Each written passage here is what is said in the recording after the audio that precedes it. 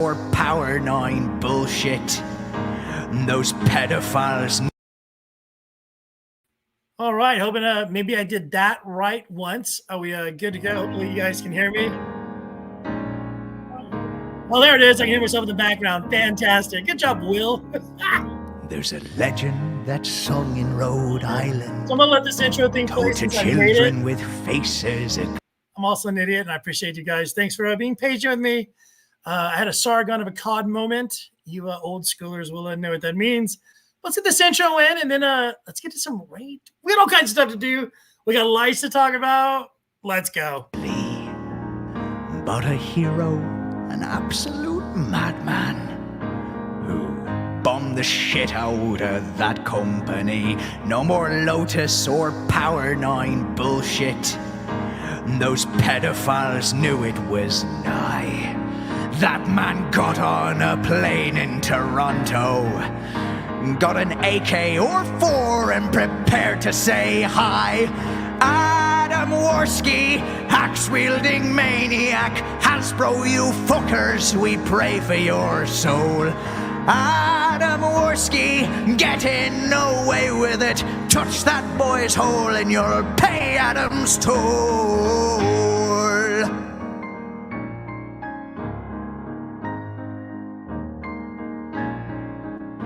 He enlisted the help of some dear friends, the time-traveling demon Sam Hyde, and they vowed to eradicate Hasbro.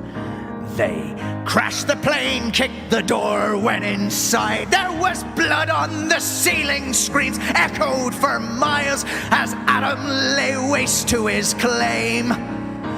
They rescued the boys and the girls who were slaves, and every last one of them chanted his name. Adam Worski, Hitler on steroids, enacting upon magic his genocide. Adam Worski, hero of Canada. We laughed and we laughed at how many had died. Adam Worski, doing it for free. He'll never stop on his valiant quest. Adam Worski, it might be a pseudonym. Touch that girl's chest and he'll strap on a suicide vest. Oh yes, Adam Worski, murderous psychopath. Cash all your checks, 'cause he's coming for Hollywood next. We want game. We want beat. We want trap. We want trap queen. I am from Ching Chong, Ching Chong, Ling Ling Ling. One gang, Hashino Doso with Puto Rap. Puto Rap. Ling Ling Ling, Ying Ying Ying Ying. Big ass rice field filled with Wuhan rice. Wuhan rice. Ling Ling Ling. Wuhan gang. I am from Panda Express, back of the Wuhan lab. Wuhan lab. Chinatown. Chinatown. China rice field with Wuhan rice. Wuhan rice. Wuhan gang. Ching chong, that's Wuhan gang. Ling ling ling. Chinatown, no have pay, wait, that's not Wuhan gang. Ling ling ling. Wuhan gang. Panda Express, only #1, back of Wuhan lab. Wuhan lab. Chinatown. Chinatown. China rice field with Wuhan rice. Wuhan rice. I am from Chinatown. Chinatown. I am hard as rock. Hard as rock. Extra soy sauce, Naruto. Ling ling ling. Wuhan trap. Wuhan bats gang. Big egg roll. Ling ling ling. I'm from Chinatown. Hard as rock. Chinatown. Basu Hashino Doso. Ying ying. Wuhan gang. Wuhan gang. Wuhan gang. Hard とそうへラスインインインイン One game One game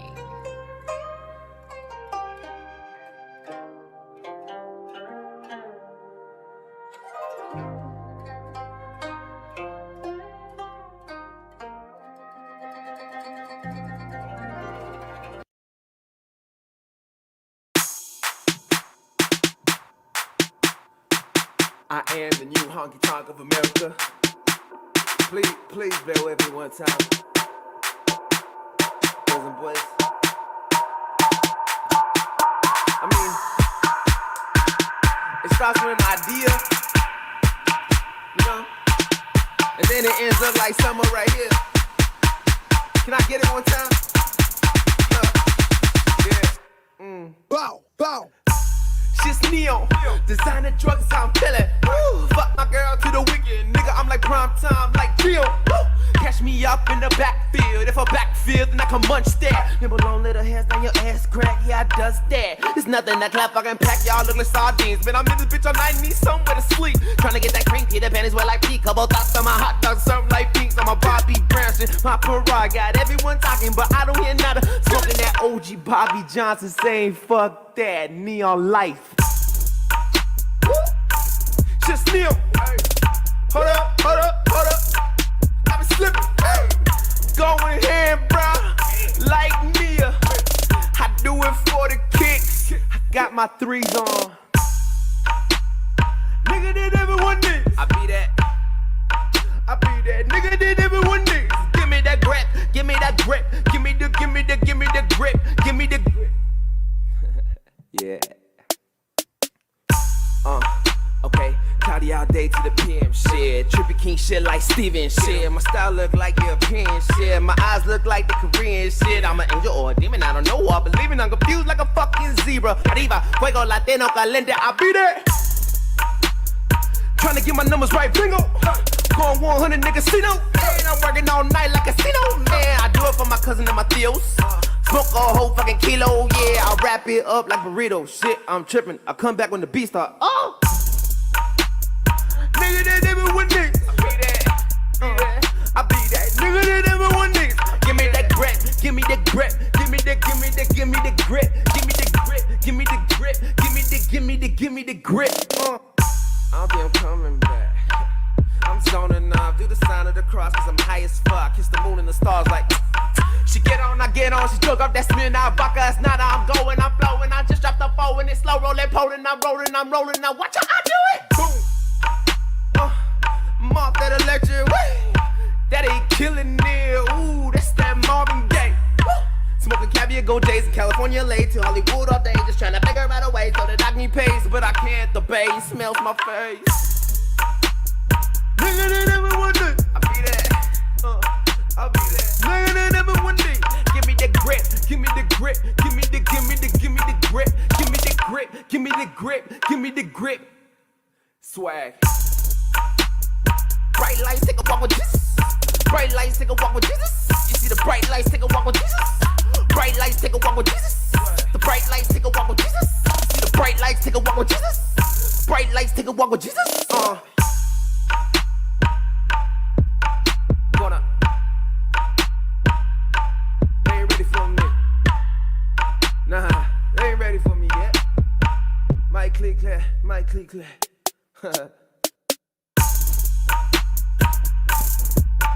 Sweat. Feel good for you. Wanna click for you. They ain't ready for me.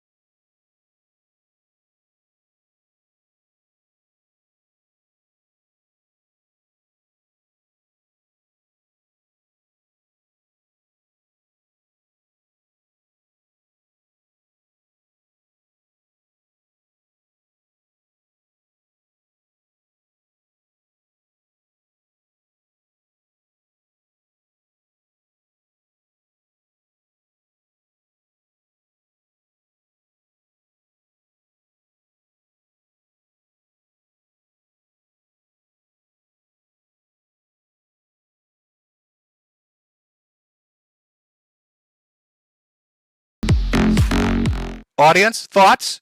Any super chatters out there want to talk about this guy getting ambushed by the fact that his wife is banging a cocaine fiend? Anybody? Oh, we got $10 from Will Heron. It says, ha ha ha ha ha. How's that hot tub stream hitting you now, buddy? Out.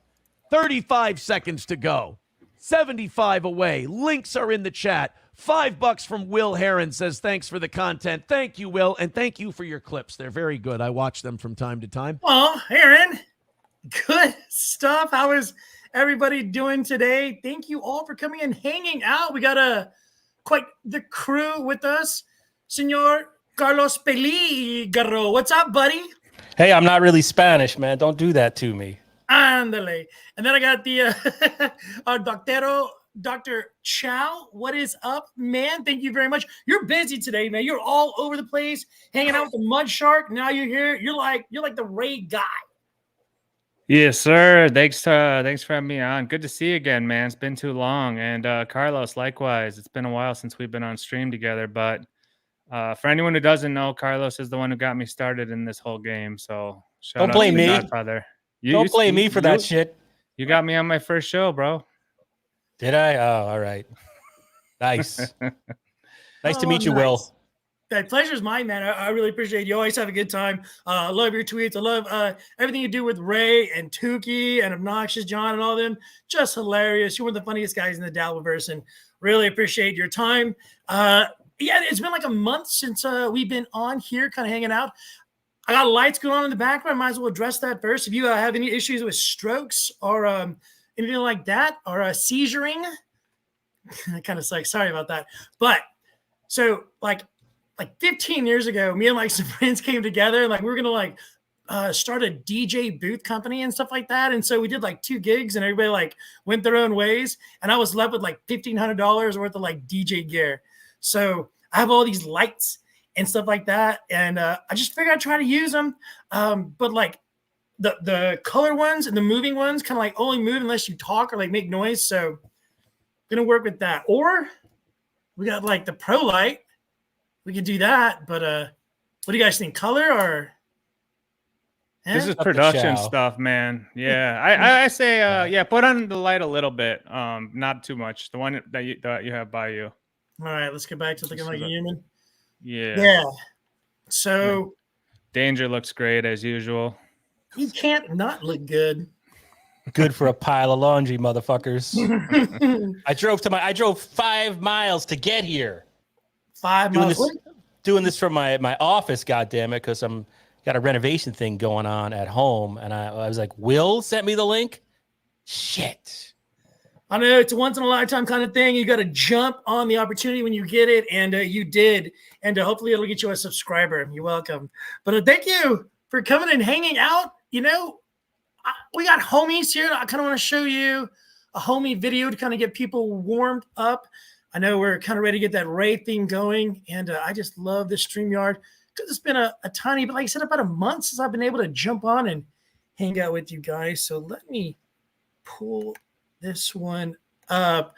Some of these guys are at a gas station. I don't know if you guys have seen this yet. So, my guys, our homies, that's like the 3 of us there, and then like one guy we're going to maybe make a decision about. Let me get rid of that super chat too, so that goes down. How do I do that? You just got to click it. I just click it. Back up. JC Ben. God, JC Ben, you're always doing stuff that pisses me off. Oh, I got to find my it. Face. It is a beautiful face too. There you go. Sorry, JC Ben, you did good stuff, but we got to move forward. All right, so we're at a gas station. Carlos Danger, me, just kind of leaning up against the car. Chow's chilling there, you know, just relaxing, about to go to the club with the homies and the honeys. Some brothers kind of show up on the right side. Looking up to no good. Guy's got a gun. I think you know what's about to happen. Have you guys seen this yet? Gotta ask. No. Okay, cool. So you see my guy there kind of to the left. He sees what's coming. He gets a little nervous. So, I mean, I would be scared too. Don't get me wrong. I feel this. Like, he kind of tenses up, right? That's my dude on the left. It's kind of in the middle. All right, what are you guys doing right now if this happens? Like, we're just chilling and guy runs up with a gun. Carlos, you go first. That's 3 white guys pumping gas next to a Volvo. Three white guys should know never to congregate like that. You're just you're a mark. Not together, outside. At a gas station. At a gas station. Dr. Chow, what do you do if this happens? I don't know. I don't think I'd ever be hanging out with some dudes. Usually when I pump gas, it's me. No one leaves the car except me, you know. Even if I am riding with people, it's like, I don't know. But so I'm just more perplexed by the situation. But what I would do, just shoot for the legs. I don't know, man. I got to think about that. So you basically always pack it? I mean, that kind of. I mean, like shoot for like a takedown. Oh, gotcha. And I kind of cut you off there, Carlos. I apologize. Well, what would you do in the situation other than not be here? Jump in that sunroof. Good thinking. I'd fit. You know, your legs would be sticking up. You'd get away, kind of. Is it wrong? I want all of them to die. That's fair. It is not wrong, but things get a little interesting here. Again, remember our homie there on the right that I think it's his car as well. Like, this is the dude driving. But then, like, Carlos, like, grabs him from behind. And then, like, Dr. Chow's there in blue. And then, like, he gets in there. And we're wrapping homeboy up. And then that's me there in the white. I'm ready to get gangster, too. Guy goes to the ground, punching him. Chow's getting in on it. I'm trying to get on homie. Oh, but another dude shows up. Oh, here comes his mom. There's his mom. So what are we doing here? And another guy just shows up. Should we just finish him? Like, what are we feeling? I'd start masturbating furiously right now. The coolest thing you've ever done in your life, so it just happens. Chow? Reach into my ass crack, throw shit at them. I can't remember which one I'm at, but if I was the guy standing up, I would be yelling, "Hey!" and I would start trying to cut off the man number 2. Gotcha. So you definitely wouldn't just be standing there with your hand kind of pointing at things. Like, the three of us are in it, right? We're in it to win it because it's life or death. Yes. Let's see how this thing goes. So Dookie Samoa's kind of breaking things up. I think Dr. Chow, he doesn't know what to do, but it's okay. I got my hands on dude. Carlos got the dude wrapped up. Homeboy's kind of pushing him away. Everything's bringing up. Where's dude number 3 or number 4? Where's Mr. Red? That's Ray DeVito. He's gone. That is Ray Devito. That is exactly what we were doing with this.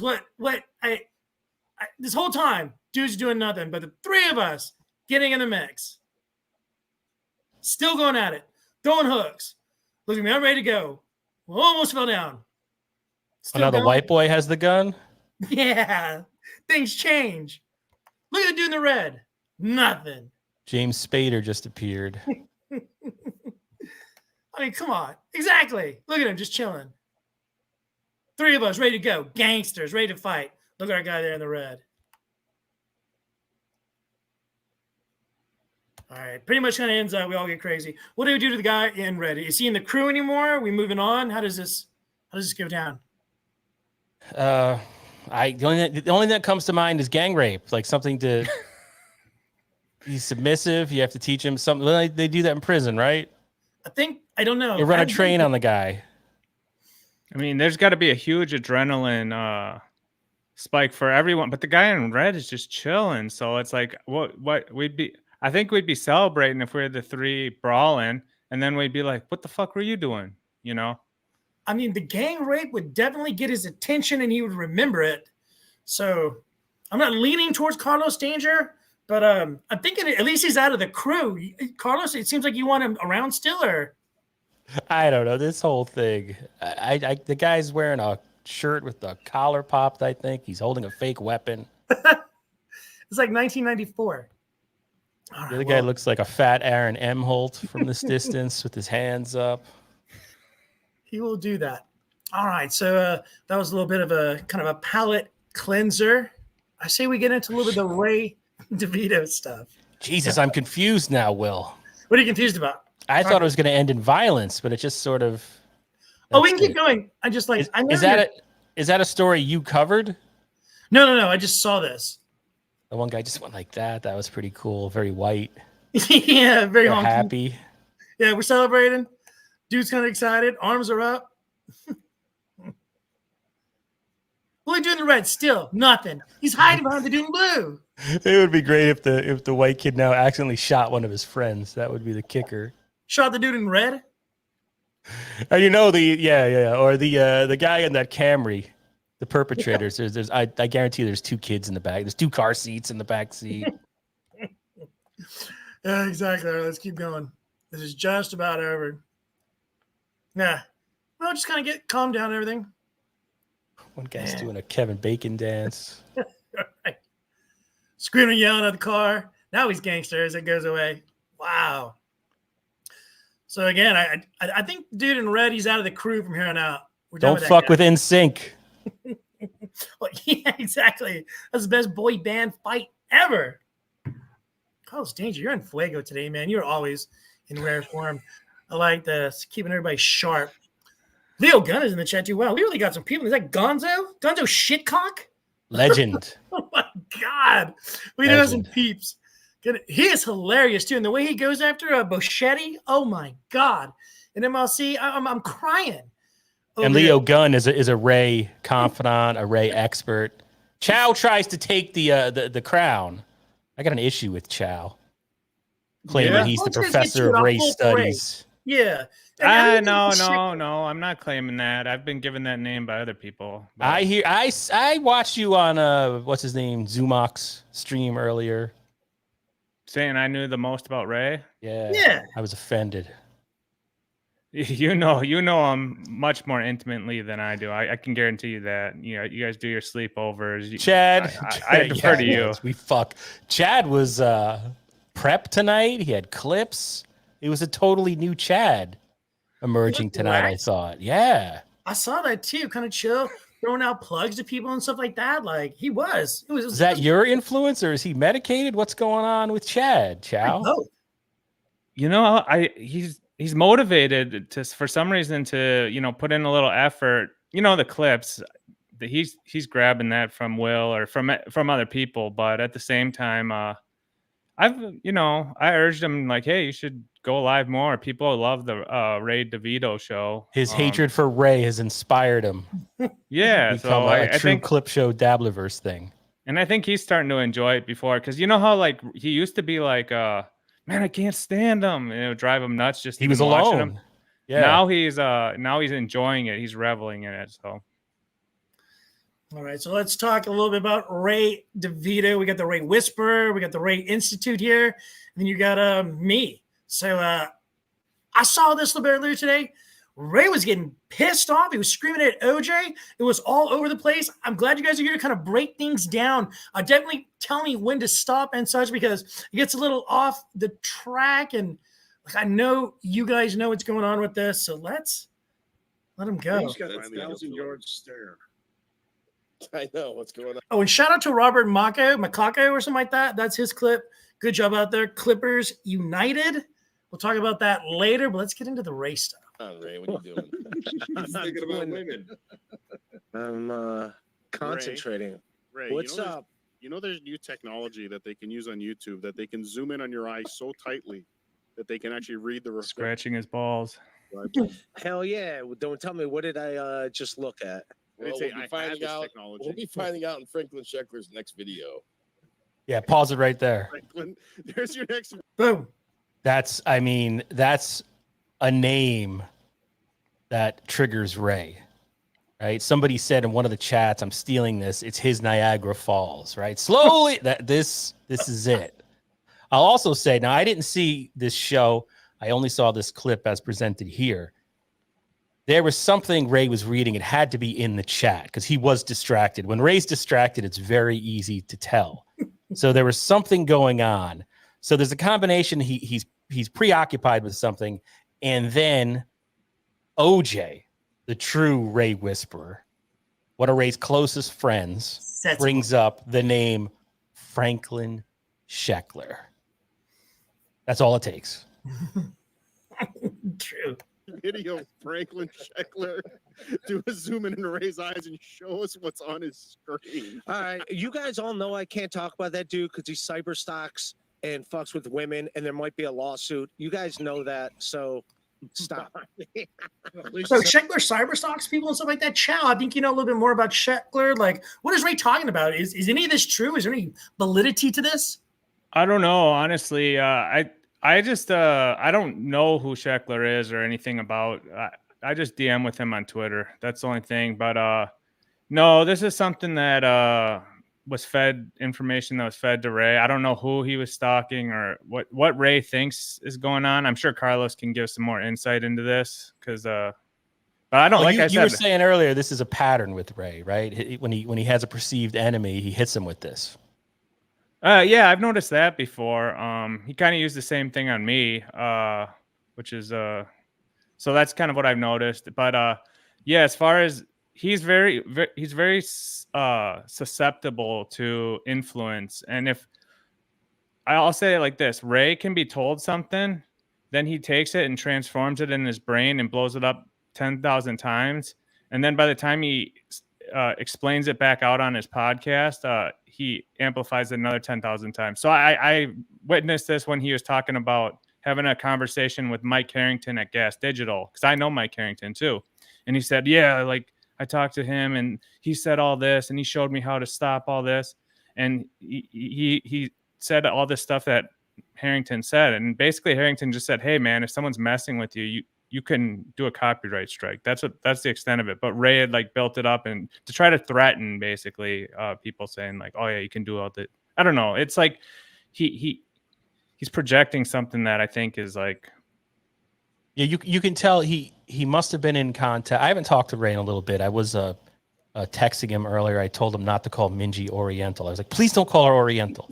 But he must have talked to some type of attorney or maybe somebody who said they're an attorney.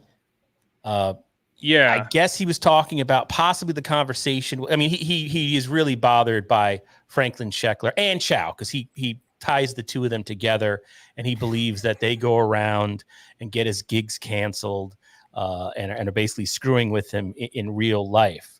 So he must have talked to this attorney about whether he could take legal action. And I guess, anybody can file a lawsuit, right? You can do a civil lawsuit and try your luck with the courts. But then to tie it into, well, he can't talk about it. And then, I mean, the whole women thing, what he's talking about there is that Ray, like he does with Tracy just the other night, showing pictures of her in her mermaid outfit. He did that with a stripper from Buffalo. Right. Yeah. And he showed her and shared her and brought her into this world. She wasn't on that particular program. And Franklin Sheckler said, oh, this is Ray's new possible potential girlfriend. And to Ray, that was stepping over this line and like breaking the law, breaking the man code, breaking the YouTube code. So he's sort of taken all those different things and turned it into that statement that now he's tied up in litigation and he's been advised not to talk about it.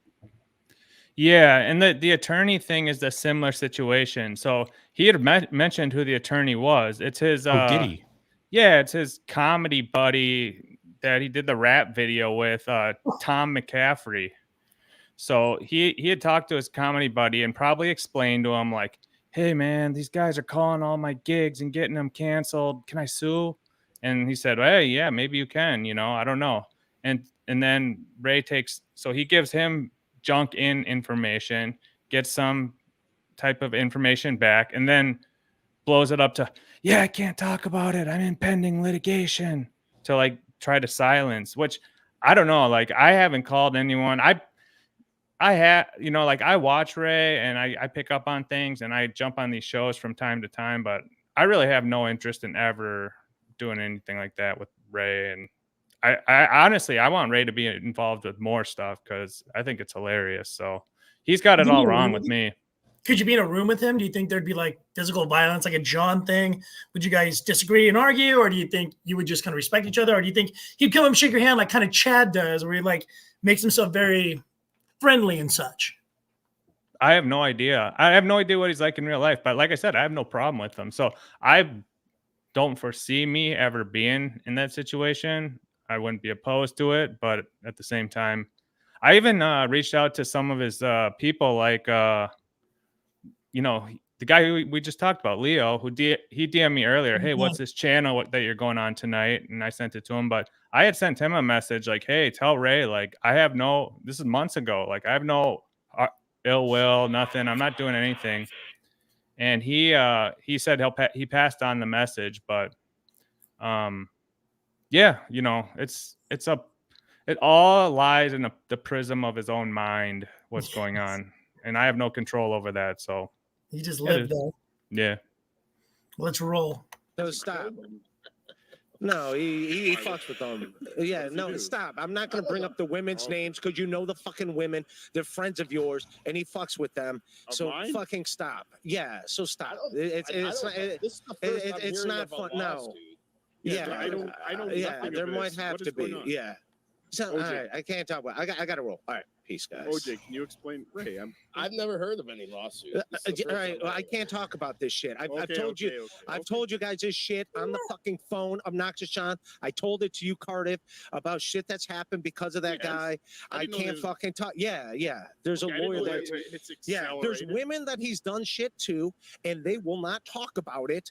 If it's in a lawsuit, they might talk about it, but they won't do it because they don't want to be brought up. And you're gonna make their lives worse because he knows who the fuck they are, and now he's gonna fucking harass them more. So And what this is somebody who hates Franklin Sheckler feeding Ray information, obviously. Gotcha. So You this know? isn't really how they're just messing with Ray's head. Like, yeah, this sort of escalation that he's doing right now, somebody hates Franklin Sheckler and got to Ray. Because, I mean, even through a potato filter, you can tell the potato doesn't know what the hell he's talking about.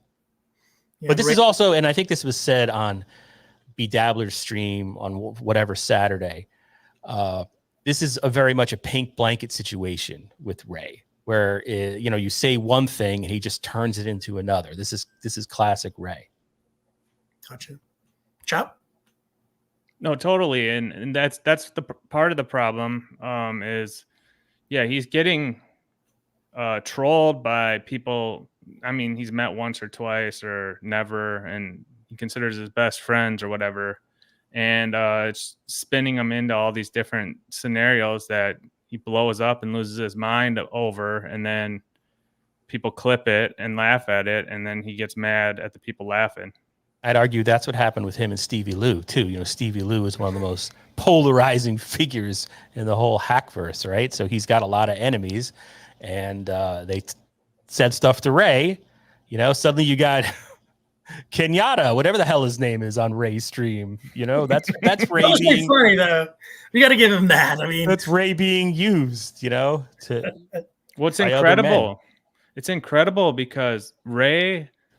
Carlos, you used to watch Ray's show year and a half ago. I used to be on it. I was on it like every 3 times a week. I was probably on 60 times. Even before you went on, it was very light on drama, Dabbleverse stuff. Yeah, exactly. It was more like, hey, and that was the show. It was like having someone who didn't really know Ray's weird idiosyncrasies in the chat, kind of like playing off of it. And him interviewing them and them kind of realizing, like, what's this guy all about? And that was the kind of the theme of the show. And now Ray, he says, I hate the dabble. All his show is talking about gossip, other people's drama or other people's gossip. He has his show has nothing else to do with anyone other than other people's drama. So, and I don't know, I think it must have switched right around beginning of the year when he started having like these super fans on and Dabbleverse themed people on. So like, yeah, so now his show is just Dabbleverse gossip, and it's driving him crazy, it seems like. how does someone like Minji Ku get sucked into the Dabbleverse through Ray? Someone who paints with semen. I don't understand how he gets pulled into this, I think it's that, that level of comedian. If there's a Korean camera. comedian scene. Say that again? The Korean comedian scene. Right. Yeah.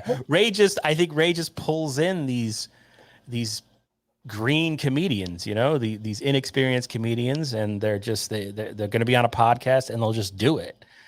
He's likable. I mean, I hung out with Ray. We got drunk together. He was fun. Well, but I don't think they fully know what they're getting into. Yeah. And comedians are very hierarchical. So they think like, oh, well, they try to climb up and they want to be and they're very cliquey. So he's got some status on some of these like open mic comedians still. And I say this about Ray, he's all hustle and no craft or dedication to, like, the most ironic thing is pick up a pen. But from everyone who, like, we had Mike Harrington on, he said he's the hardest working dude this side of the Mississippi. He takes everybody's email address after a show. He hustles. He can put on these shows. He knows every other comedian because he's booked them on these low level shows that he does. He's always networking. So that's like his thing. And I say, like, but his jokes are the same for the last 15, 20 years. So I would say, like, Ray would be like good as like a comedy manager, but like not a comedian. And like, so like he does that part of the game good, but then so I think that's what he does is like like all day, every day, he sits around, he emails comedy clubs and reaches out to other comedians to come on his podcast or come do his show at the Stand, or like he's constantly doing that type of stuff. And I think that's like ground zero of the issues he has, because he, like, that's professionalism, right? In that world, that's the hustle that he does. He wants the same thing to be done in the Dabbleverse. Like with his podcast, he wants it to be professional. This is about networking. His Twitter feed is about, promoting his shows. It's all professionalism. And, but then he's got like me and Chow on a year ago, and we're just talking, asking him about what he does all day. So he gets really annoyed when he thinks they should be two separate universes, and that's why he really gets fucked up when he feels like the Dabbleverse is encroaching on his professional life. That's why he got so mad at Stevie Lou for saying that, Ray got free beers at the Stand. You would have thought he killed his dog or like, that's his mom. It like jumped into his hustle, like it cut his hustle off or something like that. And that torqued him up. And that really did send him kind of over the edge into saying things about his wife, about Stevie Lou's ex-wife and stuff like that. Yeah. And that's very Stuttering John. Go after your wife. Yeah. Did you guys see the show the other night where he had on Tracy, the one who was in the Leo DiCaprio movie? I have that pulled up. If you want to see that, I'm skipping around. Okay. Well, you tell me, bud. But just it starts off right. Rob Saul makes a joke that insinuates that Tracy is a prostitute. Right. I thought it was hilarious. That's his first 30 seconds of the podcast, and she takes it, because a lot of these comedians, they're sensitive, they're real sensitive at this level, and she takes it the wrong way. And then Ray, to sort of defend her, immediately starts attacking Rob Saul for being cucked essentially by his cousin. Rob Saul's wife left him for his cousin, and it's like just like Stuttering John would do with Artie, right? Artie would say something about, "Hey, John, you're not funny." And then he would immediately go, at least I didn't try to drink bleach. Your dad. And Ray does the same thing. He immediately cuts to, a joke about the guy's wife leaving him and fucking his cousin. And it's like, what? So that, to me, that stream 2 nights ago was Chow, I don't know if you agree. It was the best rock bottom I've ever seen. I was dying. It was so awkward. Just matching Rob Saul, arguably the most toxic personality, the most, it's Rob Saul, right? He pairs her with this lady, right? This 50-year-old, really attractive, another comedian whose like goal in life is to be in parades that celebrate arts for art's sake and just wants all puppy dogs and rainbows. He puts those two together. Like there's an evil genius to that. Well, here's the thing. So Ray works everything off hierarchy. So in his mind, he's higher status than Tracy and Rob Saul. Yep. And the Stevie Lou thing is a great version of this, because Stevie Lou can say something, but he's lower status and he can't get away with it. Kevin Brennan can say something, he's higher status, so he can get away with it. Tukey can say something because in Ray's mind, that puppet is higher status than him. He's got juice. Yeah, so he's got this whole thing working on status, and it's crazy because you can literally just see based on who it is, even Carl brought up something that if Liam said the same thing, he'd take him off the screen and be like, okay, we're done with that. But since Carl brought it up about the Nate J fake accounts, he kind of had to take it. Yeah. So It's all about where Ray values himself compared to the other person. And that's how he behaves with his guests. It's fascinating to watch. And I think Liam is I guess maybe this is an unpopular opinion. I think he's the best thing going when it comes to Ray. What? Oh, come on. When Liam got on the other night, all he said to Tracy was, Tracy, why did you block me on Facebook? And it was like the show just went in this insane direction. She ended up quitting, right? And then he got kicked off, and then she came back. It was come on. All from, why did you block me on Facebook? That guy's great. Oh, I saw it with Minjiku. Minjiku didn't like him very much. She wanted nothing to do with him. She thought he was bad news for Ray, but hey, I don't Does he know. want shit on an easel? Exactly right. Well, what's his art? Minji. Where does he find these people? But she's going back to Korea, and she may come back and may not, I think is what she was saying. May. All right, let's get this thing going again. All right, sorry. I'm talking too much. No, you're dead. You just fucked with more shit that they're gonna have to deal with because of this shit you guys knew about on the fucking phone. You know that. This is shit I talked to both you fuckers about on the phone. You talked to me about a video that you didn't like. I didn't know any of this shit. No, it's not, yeah, no, you did. I talked to you about it. We were on the phone let's look how long we were on the phone. You know this shit. Why are you guys on the phone with Ray Devito? Like, what makes you call Ray Devito? What like when you're like, oh, it's time to talk to Ray? Like, what? I mean, that's a deep philosophical question. I mean, I haven't talked to Ray in a while, but I don't know. My whole life, I've always had friends. You know, there's always like a Ray in the group. There's always one guy who's like a whack packer. Get a watch after. It's a type. I don't know. It's a type of friends I've been attracted to, and yeah, I mean, I think he is fascinating. I mean, I'm a little out of it now, but his lifestyle. I thought like when I first went on his podcast. First of all, I was just a guy in the chat who insulted him, and he invited me on. That was it.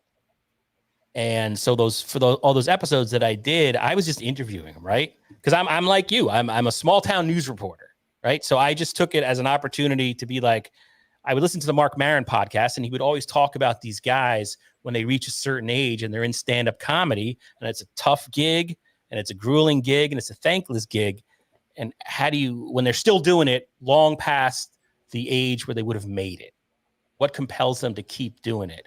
Right. And was fascinating to talk to Ray about. It was boring as fuck. I hear myself, it's boring talking about it, but I was just obsessed with like, what do you do every day? And the whole thing that I heard on Brennan when he was talking about how he goes to Planet Fitness and, you know, he plans his showers around Planet Fitness, but he doesn't use towels, he uses paper. Like he is a survivor in a weird way. Like if there's a nuclear war tomorrow, I think Ray will have a better chance of surviving at least for a week than my fat ass. Yeah. I do find him fascinating. And then, you know, I saw him, I got weirdly protective of him. Yeah. Maybe I felt a little fatherly of him, to him. 50. Because, right. But he doesn't, yeah. But when he was on the Shuley network, I thought they were fucking with him. And I thought like producer Joe, who I thought was kind of a piece of shit based on everything that kind of came out about him, like harassing old ladies and whatever, getting beat up by senior citizens. That was good. I thought he was fucking with Ray a lot. And I thought like, oh, wow, it would be interesting to see like Shuley was the whack pack wrangler. He's clearly trying to turn Ray into his personal whack packer. What if like we try to run interference on that and try to advise Ray, hey, don't do this. You won't become a whack. I mean, I know it's dumb, but that was sort of the idea. And I generally liked him. You know, I did a podcast with him for a while, and I do like the guy. Was everybody mad at Shuley for putting together like a network and then having these different programs? And I think Shuley kind of built Ray up, you know, from his platform and then sent him off. Oh, Kevin Brennan did. Kevin Brennan sent him up. I get you. But you're saying no Ray DeVito if it wasn't for Kevin Brennan. Okay. I'm a Kevin Brennan ball washer in this world. Well, if you know the truth, man. It's all good. But when I got into the universe, like 2022, like Ray was with Shuley, and that's how I kind of picked up into that. You know what I'm saying?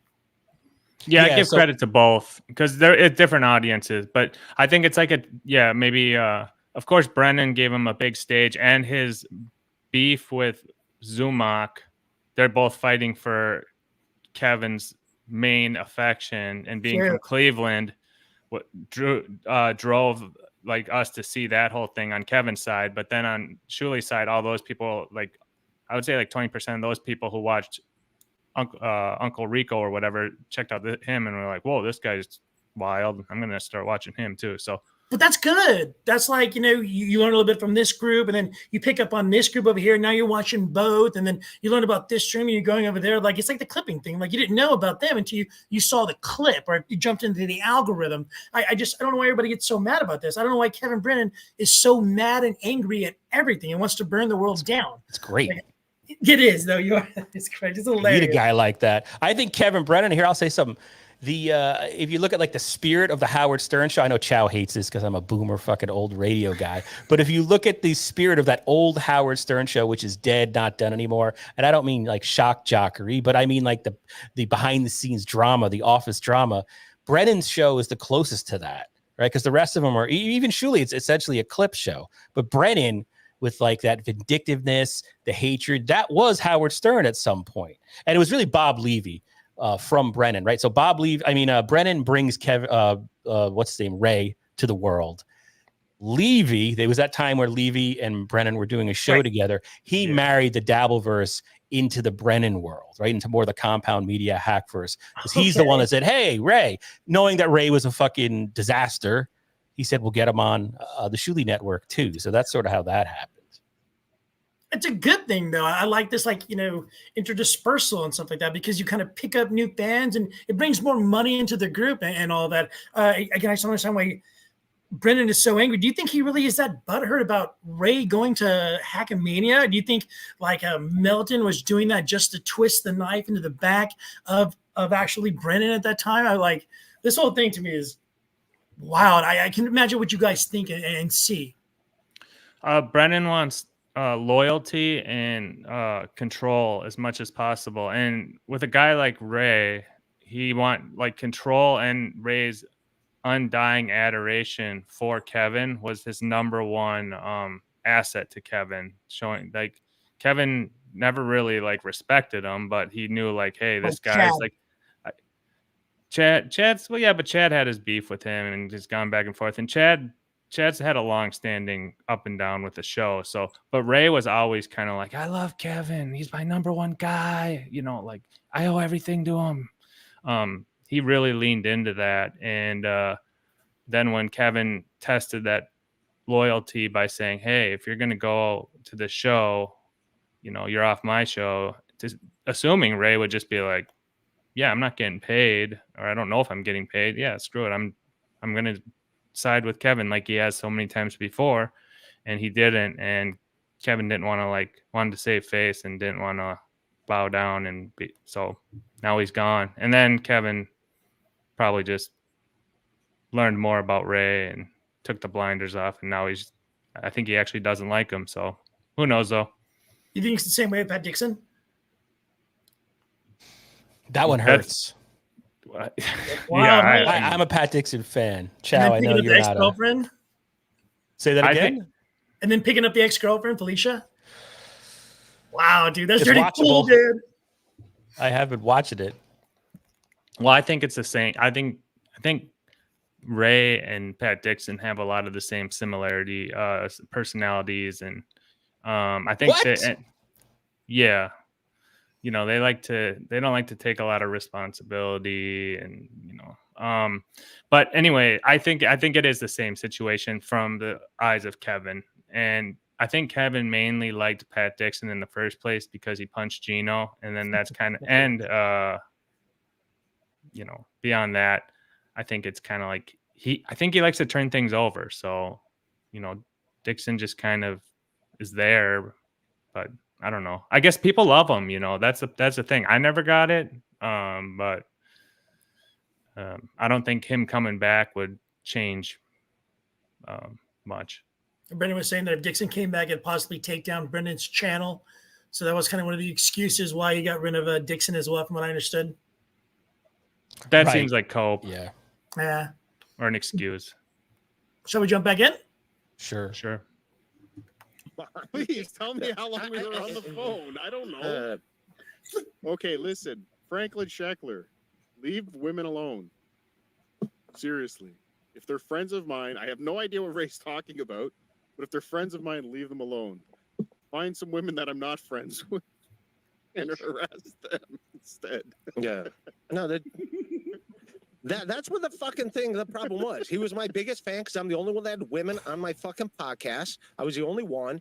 And then he would take it too far with some of the women. And one woman he took it too far with. I'm like, hey, dude, can you relax? And he took that where he fucking started taking my fucking shit out of context and fucking with my shit. So, and you fucking know this, dude. Don't act like this is a surprise. You fucking know this, dude. That's why El Horrible won't show his fucking videos anymore, because I've had the conversation with him. And also Shuli knows that he's fucked with women, and so Shuli fucking go check out that dude's fucking. You guys know his back record. I don't even want to know it. When Quad wants to tell me what's, I'm like, don't. Don't what was that, Ray? Tell me. I don't want to know because I don't want to be. There's that little slip where he goes, Quad told me. Quad said. And I was like, oh, yeah.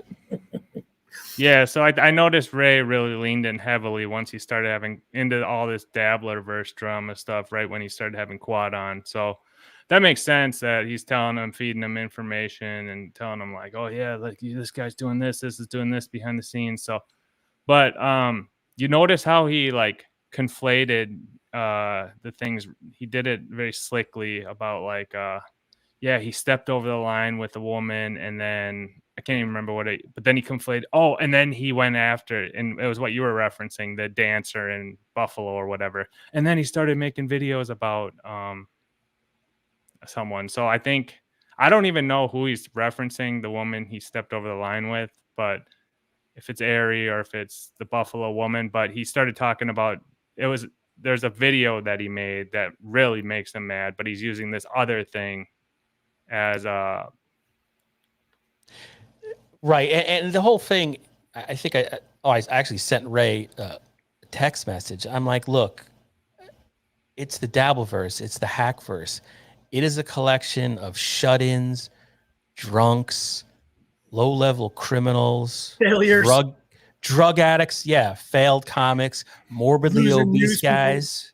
Right, it's just like you can't start, Ray. You can't call everybody on their shit, So to call out this anonymous clipper, I don't know. It's really insane. It's really insane. And this all stemmed from Franklin Sheckler did a video criticizing Ray's comedy, and he took a Ray performance and put in audio of glasses clinking and then B-roll of people looking bored. And it really hurt Ray's feelings.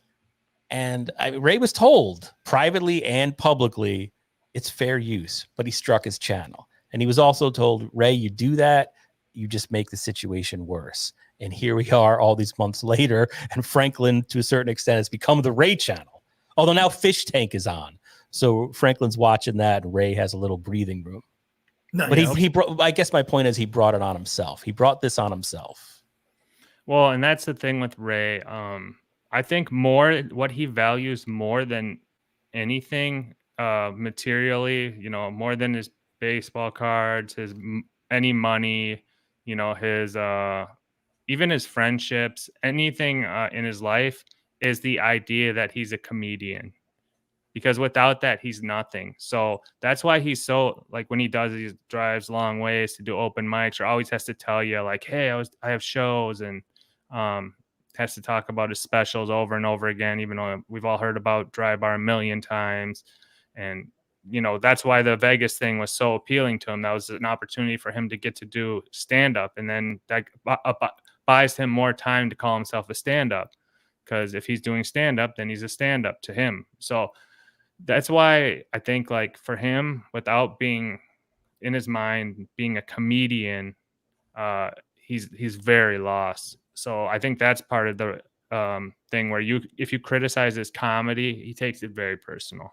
Well, it's like he says, what are his dates? He doesn't have any dates. Right. And that whole thing that Chow's talking about is personified in the form of Northwest Ken. When Northwest Ken dared to say so, I don't even remember what it was. I actually agreed with North. Oh, he was criticizing Ray for repeating jokes at Hackamania. And Ray did not let it go for like the next 30 minutes, just berated that was Northwest today, Ken. With the Minjico thing, and he got pissed off? No, Yeah. I'm talking. This was months ago. I'm talking No, about. it happened today again. Northwest Again? Kansas. Yeah. Because of stuff, and Ray just teed up. He's like, we're not friends, and moved on to the next super chat. Yeah. He has not forgotten. I kind of want to get to this line here where Carlos Danger, Cardiff talks about Quad Father's bag. You remember that? Cardiff gets pissed off, like you were saying that, like Cardiff got mad because of something that BYB brought up. Cardiff is very sensitive behind the I did scenes. not know that. Yeah. Be fucking. So yeah. Only So the line. go ahead. Give the guy a platform Ray, that's fucking Ray, over women in you your are community. The idiot That's fucking that's great. talking about all this shit. You You were are- talking about his videos. You mentioned we didn't know about any of the shit you're talking about. Yeah. So yes, we've talked on the phone. Yes, about he's it, yes.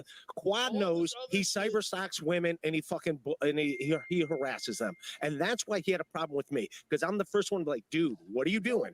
Nobody knew And then it. he fucking did a 180. Told everybody. Yeah, well, all right, you guys have fun. I'll let you guys do your thing. Stop it, Ray. Come on, man. We're not even going for If it. you leave, Ray, I'm gonna harass women. Jesus, fucking OJ, you know the specific women. we were You talking fucking know about the fucking videos. specific I'm not women. talking about women or any of that. shit. Jesus I didn't know any of Christ, dude. this. No, fucking We're OJ always knows talking this shit. No, OJ fucking knows this shit, and he's acting fucking like, I don't know what. Fuck you, you know. Fuck you, Ray. I never heard anything about a fucking lawsuit. The hell are you talking about? Fuck you. No, fuck you. You know what he's done to I some of don't these know anything people. about a lawsuit. We were talking about. Well, videos. and We I weren't wasn't talking gonna talk people. about a fucking. I wasn't fucking talking about. I can't talk about a fucking lawsuit. But yeah, Well, that's you what just it did, might you be. Idiot. You just fucking did. Editor's I don't note: wanna there's no talk- lawsuit. There is no lawsuit. Yeah, so I think he like heard someone one time saying like, "Oh yeah, like I have like I think he heard Pat Dixon say like, "Oh yeah, like I can't talk about it because it's a lawsuit," or Pending you know how people litigation? say that pending litigation. So he's trying to like pretend like that's what's happening. Is all I can surmise from it because that seems like something he'd do. Because when he first brought it up, he was like, "Yeah, I can't." I think he tells everyone who comes on the show like, "Yeah, I can't talk about this because there's a lawsuit." But it's just he just doesn't want people talking about it, which is fair. I mean, if he doesn't want people talking about it, but he's like a just using it as deflection? a scapegoat. Like a shield. I again? assume so. I mean, Carlos probably would know more about what he's actually thinking. I just view from afar and try to figure out what he's thinking. So yeah, just he's using it as like a shield, right, Yeah. Carlos? I don't know. He's just texting me. Is Ray Pissed off at watching? me. Yeah, Ray, don't Ray's get watching. mad. Hi, Ray. I appreciate Ray has a network of spies, and the minute you talk about them, they're like, Ray. Well, Ray, come on. If you want, I'll send you a link and you can defend your honor. Yeah, get Ray on here. I mean, Ray, send me a message on Twitter and I'll bring you in, buddy. I just want to get to this Quad Father line and Cardiff Electric because it about made me pee. You're the one that I told Quad, what do I tell you? What do I tell you every time I'm like, dude, we can't talk about this. And what do? I come on here. First thing you fucking talk about this. Okay. All I said was videos. I asked. All right. Actually, what I did was ask OJ and Cardiff if they watch Franklin Sheckler. That's all I asked. Yeah, there's- the you ever heard the exact thing expression? that I'm like, hey man, whatever you do, I can't talk about this.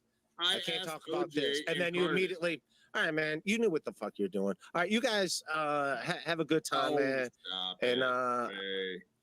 Stay and answer super chats. Let's have some fun, guys. Come on, let's do this. Steve C, $2. Thank you, sir. Granny's face looks like a man bun. Florida people. I would agree with Steve C on that. Want that to slip Bag. his attention. I did There hear we you go. say a boot a minute ago, and I didn't want.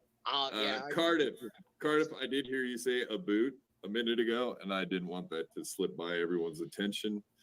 Just everyone realize that. Yeah, we and I got just heard your everything- shit in your bag. Oh, God. I don't know. I thought that was funny. Golly. Just That's savage Fucking from Cardiff. potato. Golly. Ooh, okay. I thought that was funnier than I guess you guys did, but God bless America. Cardiff just teeing off on the quad. And look at him too. He's like, what do you do with that? Just Look, I'm not going to give that potato the satisfaction of laughing at him. That son of a bitch. Okay. Too many insults. I forgot about that. There is beef, and I should have known better, but I had to give him his dap. Do you want to keep going with this one? You want to jump into the Minji-ku, or is there another one you want to get into? Whatever you want to do.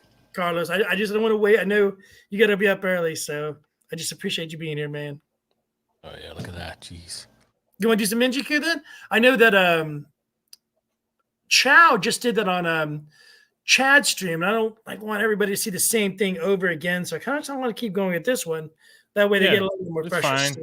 Yeah. Yeah. And Carlos, if you got anything to jump in with or any insights, because we're kind of just free flowing on, theories of logic. So, and Will, if you have any questions, just throw them out there too. Chad as well. I'm kind of going back and forth and managing, but I'll get rolling. Here we go.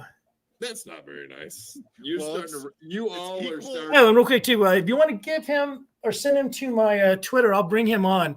He just got to message me, and then I'll send him a link. Or if you want to send him a link too, all good. I trust you. To remind me of Stuttering John. You all have similar characteristics. I'm gonna grab a beer real quick. Things you say equal and proportionate response. That's what I just No, that was way too far.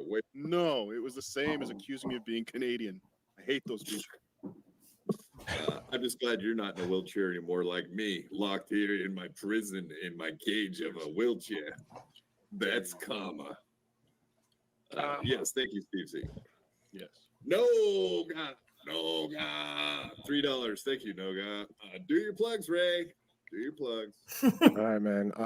Is she still your moderator? Wait, is she? I don't even know. Is John still going to meet with Noga on his road trip now that Noga is super chatting your show?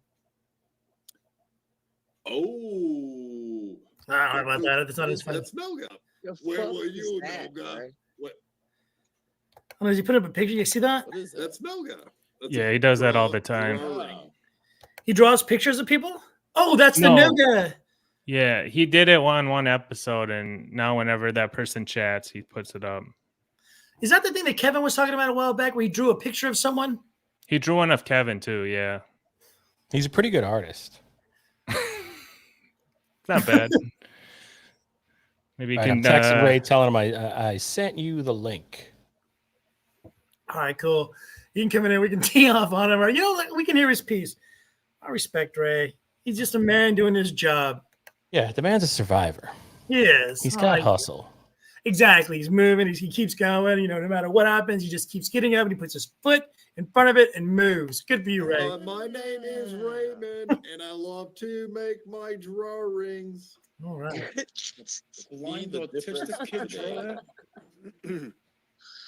He's pissed, though. God.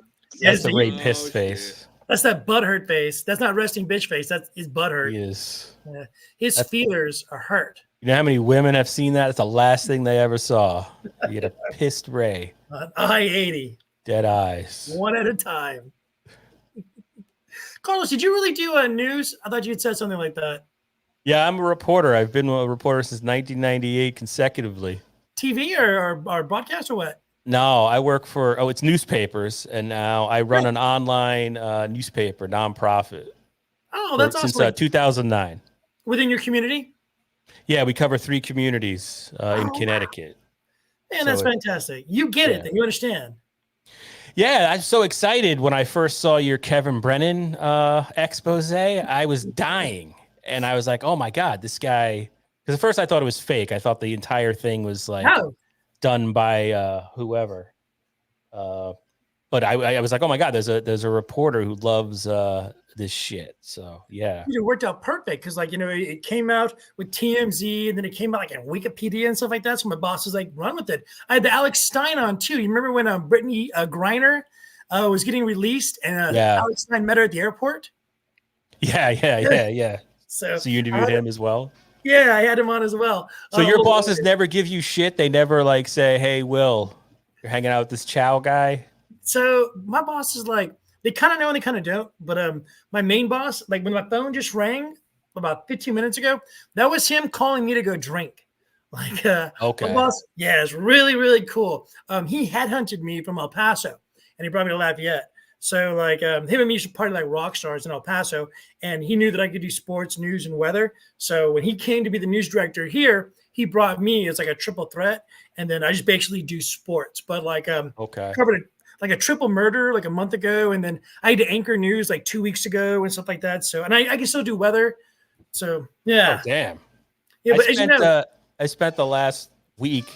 I covered a murder trial where we are. We had a guy actually right near my house gunned down another dude, and they went to trial, which is rare, because everyone usually pleads out. But that's why it's great to like you cover that all day, and it's all this grimness, and then you just watch the Ray DeVito podcast for a couple of laughs. That's all it's about, Ray.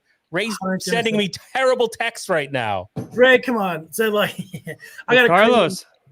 That's the thing. I used to always say like he had the best show going when I would do my write-ups and stuff like that. Like, because that was the thing. Every night you could watch it, and it'd just be like a standalone novel thing, depending on whoever he had on. And it wasn't.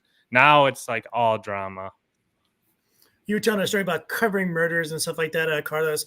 I like to kind of throw in a news story every now and then, especially since you kind of get it. Before I did sports, of course, I had to cover hard news. And there was a case in El Paso where this guy had thrown a baby on the ground and stomped on it until it died. Jeez. And so, like, he, of course, was arrested, was going through the trial and the prosecution part and stuff like that. And it was like an intermission during the court, during the proceedings and such. And I was in the audience. And so like my hit time was like 5. So my deadline was 4:30. So it was like 1 o'clock. So it gave us like a break to go to the canteen. So everybody went down, just people that were kind of part of the trial and that were working it were down, stairs in the cantina. And here's the murder, or the guy that was accused of stomping on the baby.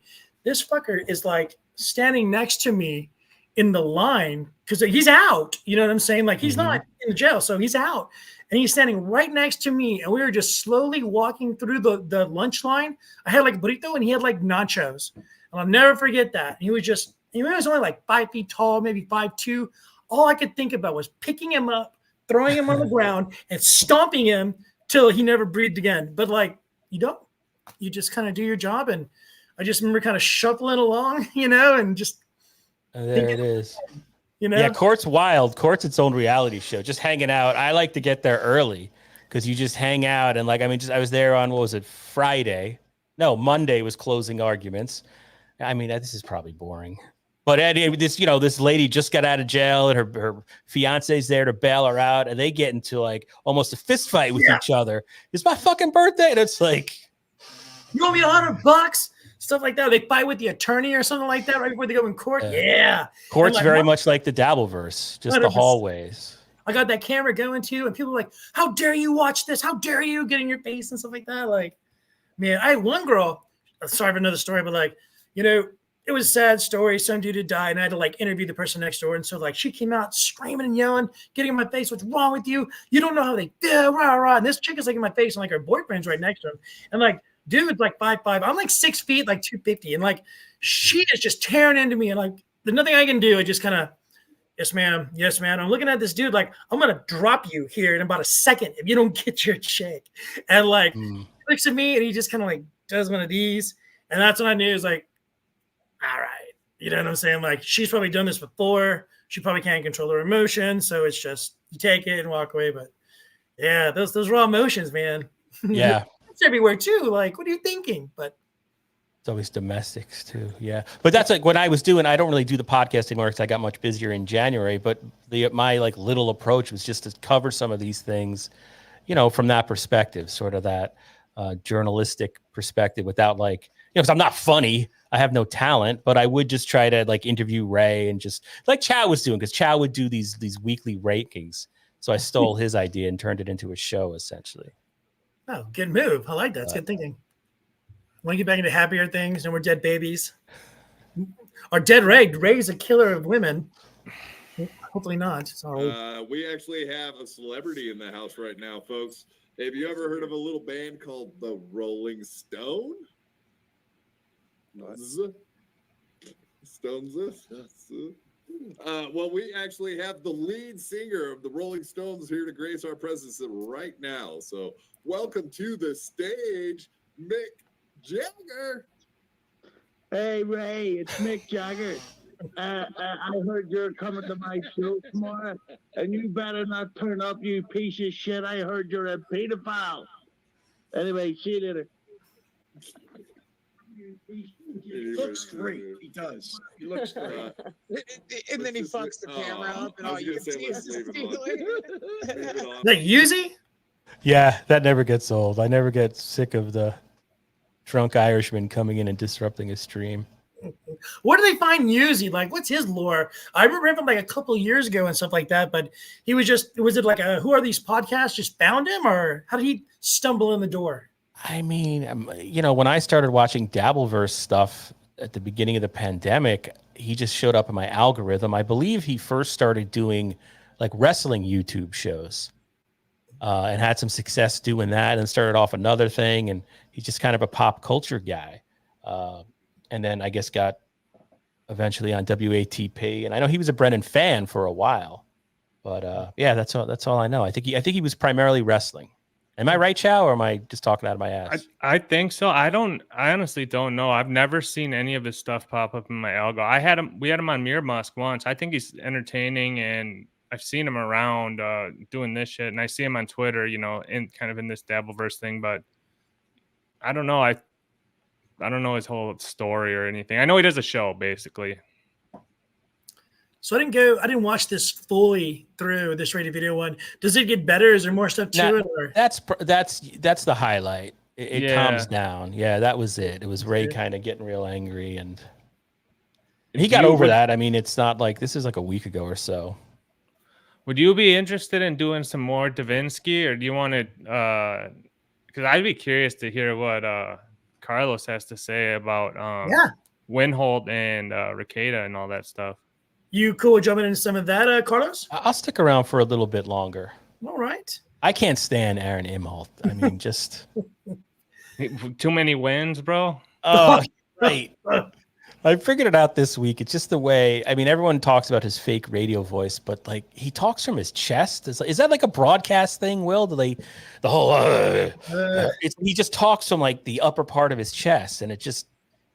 So when I'm on air, I try to talk like this, or I try to have a little bit more demanding type of tone where you kind of listen to me. But then when I'm having fun, I kind of relax a little bit. My voice gets a little bit higher. So it basically depends on like what we're covering. If it's like a dead body found in a fucking river or something like that, it's like, they fished the body out a little bit earlier today when they had found it. Search and rescue got here a little bit earlier. But when there's like a cat in the tree, it's like, the firefighters got here and they found the little critter up there. They're going to bring him down anytime. So what is Aaron stuck in? Like, what is that?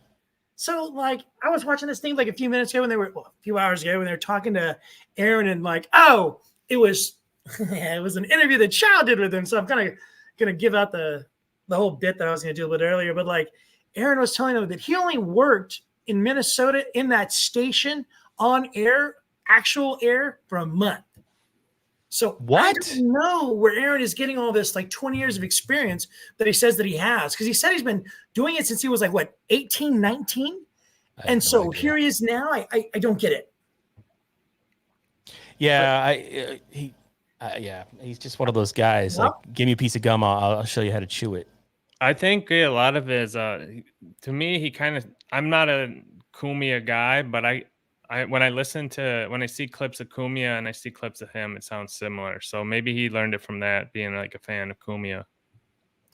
So is he still just relishing all this attention of having his wife, being a cuckold and seeing his wife get hooked to cocaine? Like he's still like rah rah rah. He's the one who cucks. he cucked. But his wife is still with Nick. I mean, is that still a win? Did he win in this show? Yeah, he Winholt, bro. Of course he won. Yeah, I mean, he's got a new wife now, or a new chick, right? So I don't know. He can turn every L into a W, so it's incredible. My take on him is I never really watched his show. I didn't really enjoy it. And I didn't even like when people covered it, other shows. Like my buddy John from Win by Two covers it a lot. And I'd always be like, but I'd get enough of like watching them through it when it was like him in April.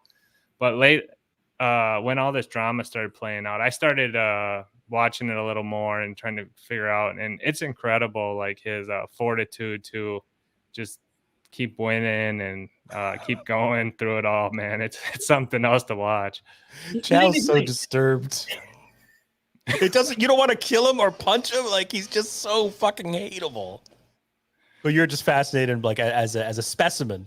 Chow loves the bad guy. He loves the bad guy. He loves the misfit and the broken toys. Chow is like that island where they all go to, and Chow collects them. And like he's like, you, Carlos, what are you talking about with Ray DeVito? Like, well, speaking of which, dude, me and Z Scoro are like real tight homies now. Like, course. dude, I figured out some stuff about like because I'm in his thing now, and dude, yeah, I had actually been messing with one of his trading view indicators, this BA pig thing that he did, Bat Pig, like in 2021, and it was like real groundbreaking wild shit. And so, yeah, like even though I didn't know anything about him when he came on, dude, he's the real deal, bro. So like the way you broke it down for me, like it made sense. Like I understood what you were saying. Zizakoro is the guy that you remember Alicia Jordana throwing down with that dude, Carlos Danger? Yeah, in the car. Yeah. Getting her. Yes. One of the great moments of the internet. So that guy, Zizakoro, that's who we're talking about. The guy in the car? Yeah, the dude that fought her. Gotcha. Okay. That's him. So like he's a super baller. He's a trim, that is for sure. He gets real excited, as you can tell. I was watching Brennan and Chad just talking about some BS as I'm like working on something else. We're on station stuff. And all of a sudden he's like, oh my God, Alyssa just got her ass beat off by who knows? Oh my God. And I'm like, what is this? So I just kind of snoop over there. I find it and it's still up. So I cut the chingasos part, the good stuff. And then it's like a 2-minute part because I thought it was going to go down quick. So put that up there. It starts getting hits. Do like a quick 1 minute just so I make sure, because I'm thinking it's going to go down. Who keeps that up? You know what I'm saying? So for an hour, it was still fucking up. So I'm like, no way. So I'm screen recording bits and pieces from an hour back. And I break it down to 14 minutes at 2 hours, where she breaks up with him, where she's talking on the phone to the other girl, where she's holding his wallet and stuff like that. This whole thing, 300,000 views. And I'm still getting messages and people viewing it, screaming and yelling at me that I didn't write it correctly and stuff like that. That whole thing set everything up that I'm doing right now. I think I saw that. Yeah, it was the whole history of it. Yeah. Okay. Yeah, I was I think I gained 900 hits. And then when the Aaron Himmold stuff went to hell in a handbasket, that was another 1,000 subscribers. This thing has just been a ride. It's wild, but it's been fun as hell. You know what I'm saying? You just need a mass shooting in the Hackverse and you'll be set. God, dude. I'm telling you. No, God bless, Carlos. You're killing me. Let's get into this Himmold stuff. So Alyssa Clips, another one of those clippers out there. Shout out to her. She does a fantastic job. I've talked to her a couple times as well, so she is super cool. This is when Aaron finds out that one of Nick's children has tested positive for cocaine. Carlos, I think you know a little about this drama as well, or do I need to TDRL you? No, I've read the headlines on this. I was following really closely at the beginning, but I've trailed off a little just because I just hate Aaron based on everything that's happened the last month or so. You're going to love this, bro. This is hilarious. I've seen this one. It's so exciting. It's so good. It is. Chad, right. What, on Kiwi Farms? He's making his big return to streaming. And Gosh, you know what Kiwi Farms is? We all know what Kiwi Farms is, right? Yep. Yes, you do. Chad, yes. you do. Yeah. You're not. You want to make it full? Yeah, I'll do that. At 11. That's pretty fun, right? I've never been to this website yet. I don't. A 5,300 page long just message board. Yeah, Kiwi Matt Farm rules. Uh-oh. Wow. Poor Matt. No fucking way. This is from Null. Isn't Null Josh on Kiwi Farm? Wait, what? But we're not going to read this. Okay. Get mad. This is going to make me fucking furious if this That's is his true. orgasm face. That's what that is. His old face? I can't even joke about this one if it's true. Dibba dabba? It's a PDF file.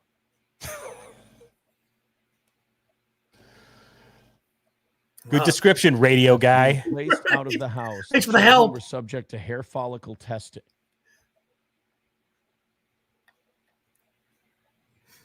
Oh, Matt and Aaron. Guys, if what I'm reading is true, guys, anybody who still defends this motherfucker. I'm just going through the list of things I want to say in my head, but I can't say on YouTube. What do you think they are? Nick, don't. Wants to kill him. Gun stuff, butt play. Maybe not in that order. I was hoping for that. Stream tonight. Yeah, Or fucking do. You know, yeah, whatever. Or fucking do. Go on and talk about this, bud. Thanks, Matt. Case type, CHIPS. That's a Child Protective Services thing. In the matter of the welfare of the children of Kayla and Nick Ricada. I'm hyperventilating a little. I'm so fucking angry. Uh-oh. Maybe he needs a Alicia bag. Sweep. Yes, that's the woman I talked to at Child Protective Services. They had to talk to all of us. Yeah, obviously. He didn't call him. They called him. That was so that everybody knows. It wasn't Aaron. These of fact, conclusions of law and order following a joint emergency protective care hearing and admit deny hearing. They're fucked. Subject matter. Those are the kids. Yep, that's their name, but we're not going to read them on the air. Dude. I don't know how many. This is 11 pages. Okay, this is just What else is the in there, fact then? finding, representation, ex parte hold and order hearing. Before at that time, the parents motioned to continue the hearing. All witnesses were placed under oath to provide testimony. Exhibit 2, drug testing of the children. Do you think the kids had drugs in their system? I want to start there before we get all excited. I mean, You think a 9-year-old had cocaine in her system? I've heard about that happening like at daycares, right? There was a case in the Yeah. Bronx like a year ago where there was they were selling drugs out of the daycare. So I guess incidentally somehow trace amounts were found. I mean, I don't. I haven't read the document. I have no idea. I don't know why, unless it was a false positive. There's probably been a lot said about this, but I don't see why a court would like. Of course, they wouldn't like make something like that up. You know, what gets me about this guy, though, is he sits there and he acts like this is happening to him, like he's somehow the victim or the hero. It's like you're the one that went to this guy's house, fucked his wife, let your wife fuck him. There were 5 kids there, right? I mean, like he's the guy that brought this into his life. And now he's making money off it and doing all this bullshit. Like, I think this guy's the worst on the internet. Dr. Chow, this is your boy. This is win first, win hold. You got to be a little, taken aback hearing that. Well, yeah, I mean, I agree to some extent with Carlos that, the onus of responsibility is on him for all the stuff that's happened. But the judgment of like, hey, man, like he sucks or he's a loser because he lost his wife and all that. I mean, like, that's all. He's coming out. He seems fine with it all. And to me, like,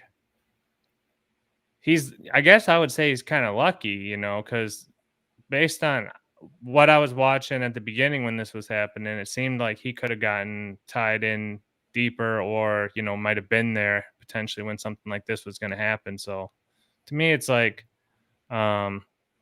it's wild that I don't think he's really the victim, but like, yeah, when he freaks out and all this stuff, like, I'm just glad Matt's there because Matt's his rock.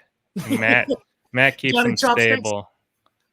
No, I don't. I'm not a big Johnny guy. I like Matt, man. Matt is like his he keeps him solid. So I love that Matt's here for this.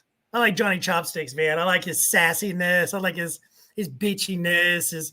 I like that he cried because merch pissed him off. Like, that was just man. Jesus Christ. I gotta say, like, the only way I watch Steel Toe is through Melton. I gotta like credit Melton for that guy was genius in like his deconstruction and every show he's done. I found that really compelling, and I still do when I catch it. Like I was bummed the other night Melton was going. He was doing the whole Stuttering John thing, and I think at this point, like Stuttering John is just I just can't watch it anymore. So even to see Melton go on about that, I was like, this is your guy. You know this guy. Stuttering John blocked me, and then I was like, you know what? Why would I watch his stuff if you're gonna block me? And I was like, you need me, I don't need you. He really kind of like I don't know. I like Muttering Jay more than I like Stuttering John. It is great. There's someone in John's corner on Twitter. Unbelievable. Like, who is it? Do you think he's Vince the lawyer? Like when No. We talked to him, it seems like he has like a European almost accent when he types. Like he doesn't type like he's from the States, in my opinion. Maybe I'm way off, but do you know what I'm saying? Like no, I think the same. I think English. Second language. Like an old school newspaper guy. Some of the headlines that they write. Exactly. I work with a guy like that, like an old BBC, old school pre-internet, pre-TV reporter. Right. Yeah, like in the 80s and stuff like that, with those big headlines, New York Post style things. Right. Where they had evening newspapers and shit. Do you think he really takes it to heart that he felt like he got John fired and like his life goal is to just suck up to John for the rest of his life? Like, I have no idea. Like, it's wild. I don't know. And sometimes I think there's more. It's got to be more than one person. I don't know. I don't fuck with Muttering Jay. And Muttering Jay, that's the reason my shitty channel got 1,000 subscribers, because Muttering Jay recommended it, and that really put us over. Yeah, got us the last couple of hundred. Nice. Yeah, no, he is hilarious. I fight with him, but it's good natured stuff, and he's funny. So I don't mind you calling me fat as long as you do it in a funny way. Right? I hate it. Are you kidding me? No, don't bother me in the least. I like being fat. I had a good time getting here, and I'm going to stay. That's right. Self-destruction is hard work. People don't respect it. I appreciate it. You damn right. I don't run fast, but I eat well.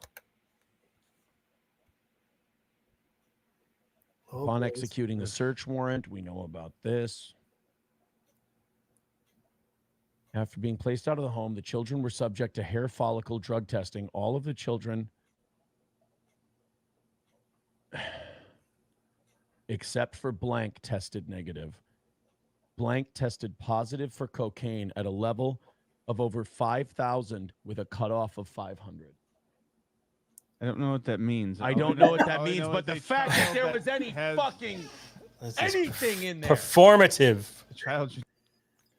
This is great. Yeah, look at the performance is epic. Like, what else are you getting? I guess Stuttering John is probably the only other like performative guy like this around, right? Zuma can do it a little bit, but I guess Kevin can get riled. I guess they all kind of do, but this is top tier stuff. This is I want to see Aaron slap Matt, just smack him real hard.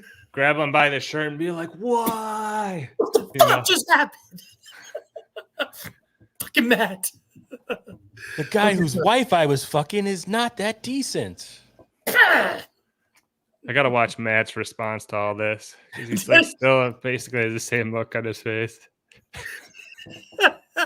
You're right, Matt does rule. I'm sorry, I take it all back. Matt, you wrong. Should not be testing positive for fucking. You know what probably fucking happened? You know it's fucking disgusting. One of the parents probably did one of these. The gummy. And then kissed the fucking kid on the head.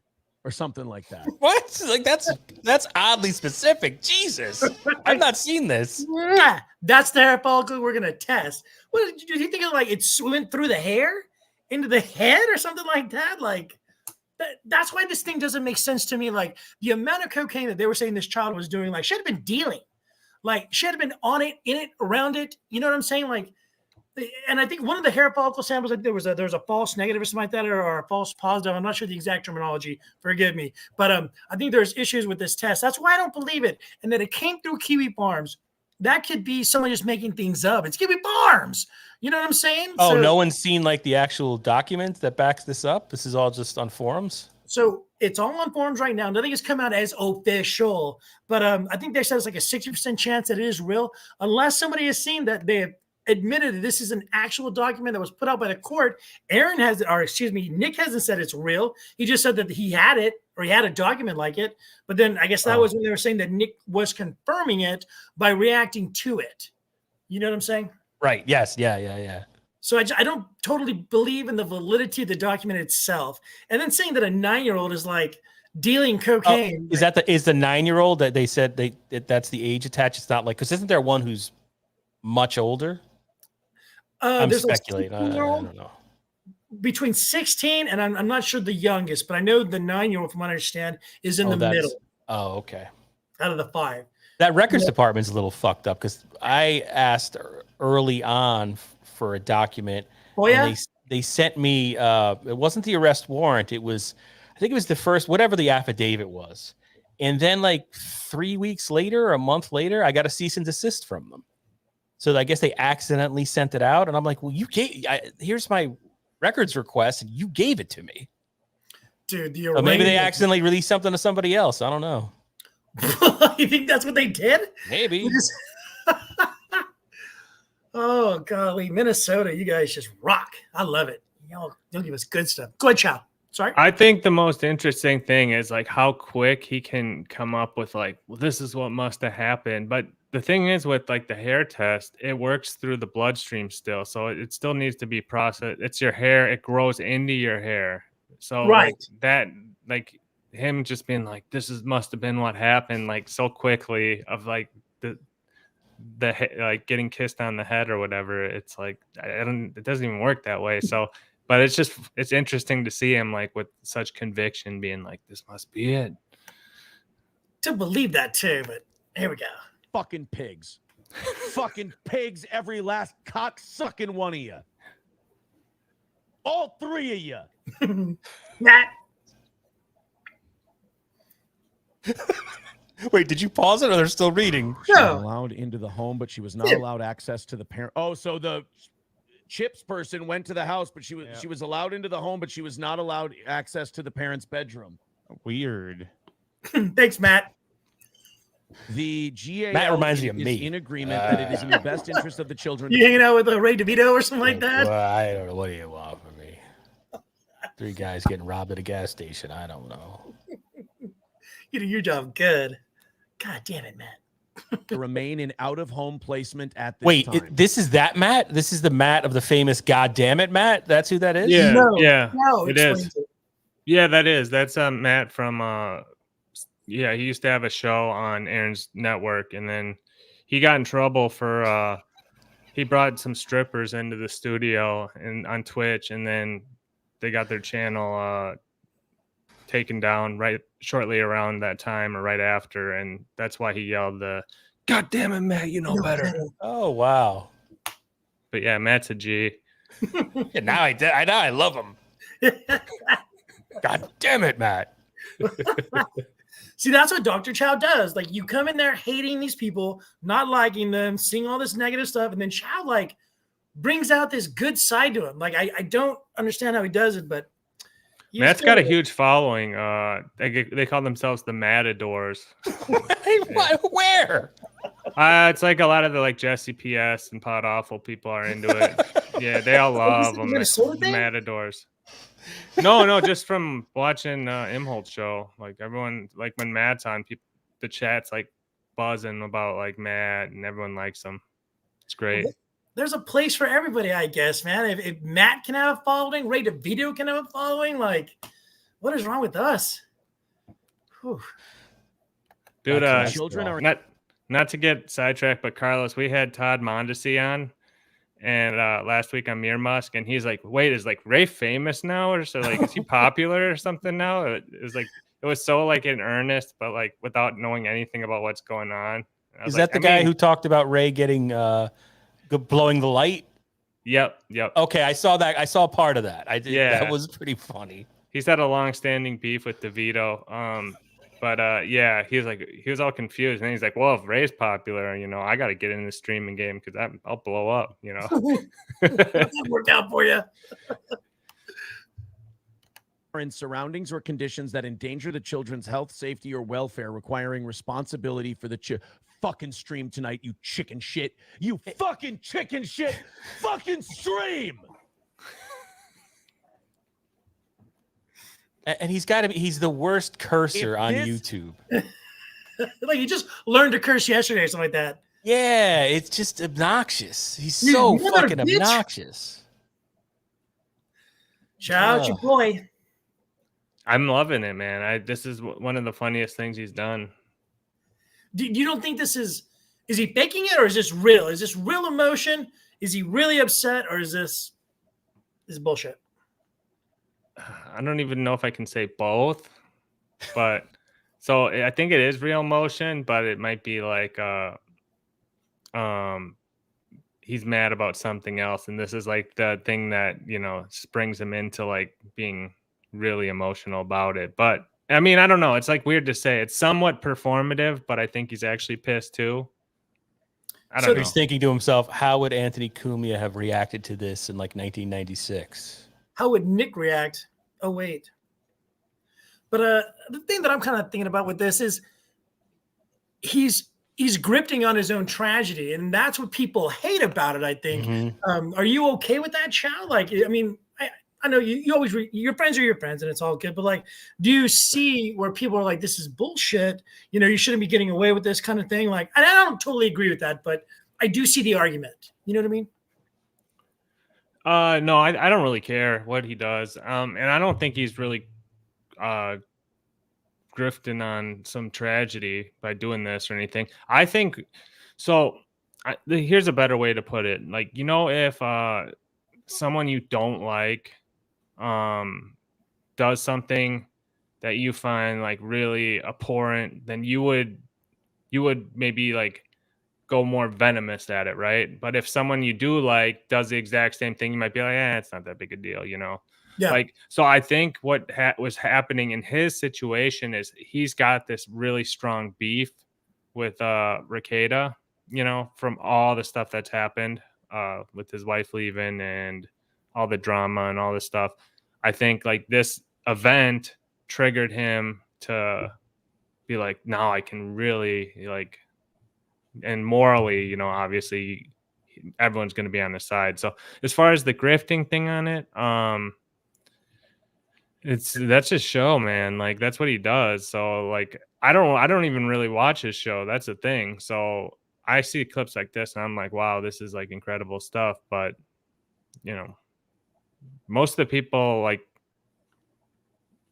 this is what people want. It's like people talking about stuff that happens to them or that they're tangentially related to in real life and all that type of stuff. And like the clip shows like we're doing, that shit like lasts for a little bit, but like at the same time, it's a niche thing. It's still based on who you're covering, and their content is still based on whatever their little drama is. So like Ray and Aaron. So just keep that in mind with it. Like, but yeah, as far as like loving them or hating them, I'm just kind of neutral. Good stuff. Carlos, you got anything on that, or you ready to keep rolling? Yeah, no, I already said what I said. Document from Candy, Ojai County is correct. One of your fucking children's hair follicle tests, it says here, was positive. Matt. You say one fucking word about being a father. You say one fucking word about being a man. April, you say one fucking thing about caring for those kids. April, Kayla, you say one fucking thing about me being a mom. Don't you fucking dare. I'm not saying I did right. I didn't. But I admitted it, and I left. So I couldn't do any damage. And the only damage I did was not saying something. What do you think about that there? Oh, Carlos. I just think, from what I've observed, and only through clips, I don't watch this guy's show. I don't know Nick Rakeda from a hole in the wall, but it seemed to me that based on all the interviews Aaron did after the fact, after all this broke, particularly the one on MLC where the news broke that April had been arrested, he started the whole thing. He's a clout chaser. Now I'm an internet guy. You know what I mean? He wanted to get in with this guy, Rakeda, because he had more subscribers on YouTube. He wanted to wash his balls, and he literally did. I just his wife did. Well, I don't know. I haven't seen anything. But Matt can't even get his own. They don't give Matt his own screen. Like, that's the whole. He's like kind of like he's got to look over his shoulder. Matt doesn't get his own fucking screen. Matt needs to be afraid. Like, I'd be afraid Aaron's gonna start swinging on me, man. Like, He's a battered wife. I feel bad for Matt. Look at him. Look at him. He's all sad and scared. He's got his arm up ready to protect himself just in case. Where do you Aaron guys see either. Steel Toe in like 2 years? Will he still be around? Dude, doing this, you think? Like, you think he'll get a job? It's too hard to predict like that far out, but yeah, I don't see why not. I mean, well, I don't know. His whole business model to it is like that's tricky. But if he loves doing it, why not? But here's the thing: like, you see how Matt's reacting to all this, and that's kind of like Matt's probably thinking, "Yeah, it's not my business." It's like, yeah, that sucks. But like, what am I gonna do? I know who this guy is. It's sad. It's whatever. You know, he's probably thinking in his head like, whatever. But thank God it's not me or whatever. And like, that's probably kind of like if most people's opinion on it. But no one's gonna watch a guy's like with that type of temperament. People like like Aaron's response to this is like what people like, and this is like what people or dislike. You know. So this is what elicits the emotional response. It's like this type of thing. So The fact that I'm getting so angry, and then I mean, just today I went to Steel Toe Boring Show on Reddit because I was like, I wanted to get my I was bored. Like, let me go hate on Aaron. What did that fucking guy do? You know. And then of course there was a clip of him like, yeah, if you're watching Melton, you're still watching me. And then he like did a kissing mode, and I was like, this fucking guy. So yeah, you're exactly right. He's playing me. Do you think it's like an a immaturity fiddle. thing? Do you think he's just young and he's doing dumb things that like you want to strangle somebody for because they're like a stupid kid stepping in shit, like acting like this? Like, we can all tell he's hamming it up, but like, are you angry about that? Like, I think that's what's kind of setting people apart. Like, some understand that it's a wrestling thing, but it's actually real life too. You know what I mean? Like, I don't know if I'm questioning that, but I'm trying to say, you know.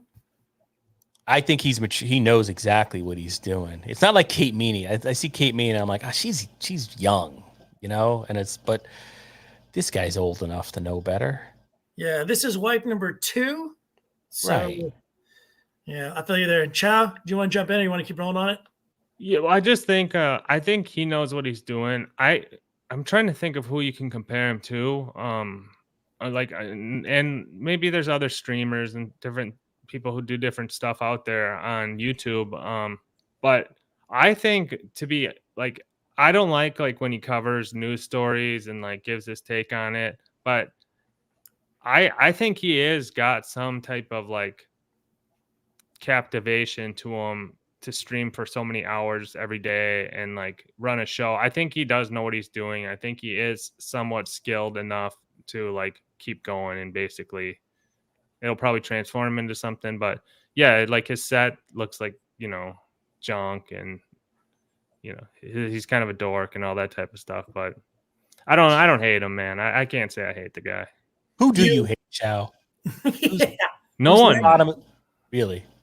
No, not really. I can't even think of no, I mean, that's the thing. Like if I don't like watching something, I just don't watch it, Like I'm not into like hate watching anything like that. And that's why I haven't been watching a lot of stuff lately, because I've just been trying to narrow in on I've been on like certain things, and it's like once all this crossover drama, now that like MLC is covering Stuttering John clips, and like they're all cut, it's all like become a web. So to me, it's like, I don't know.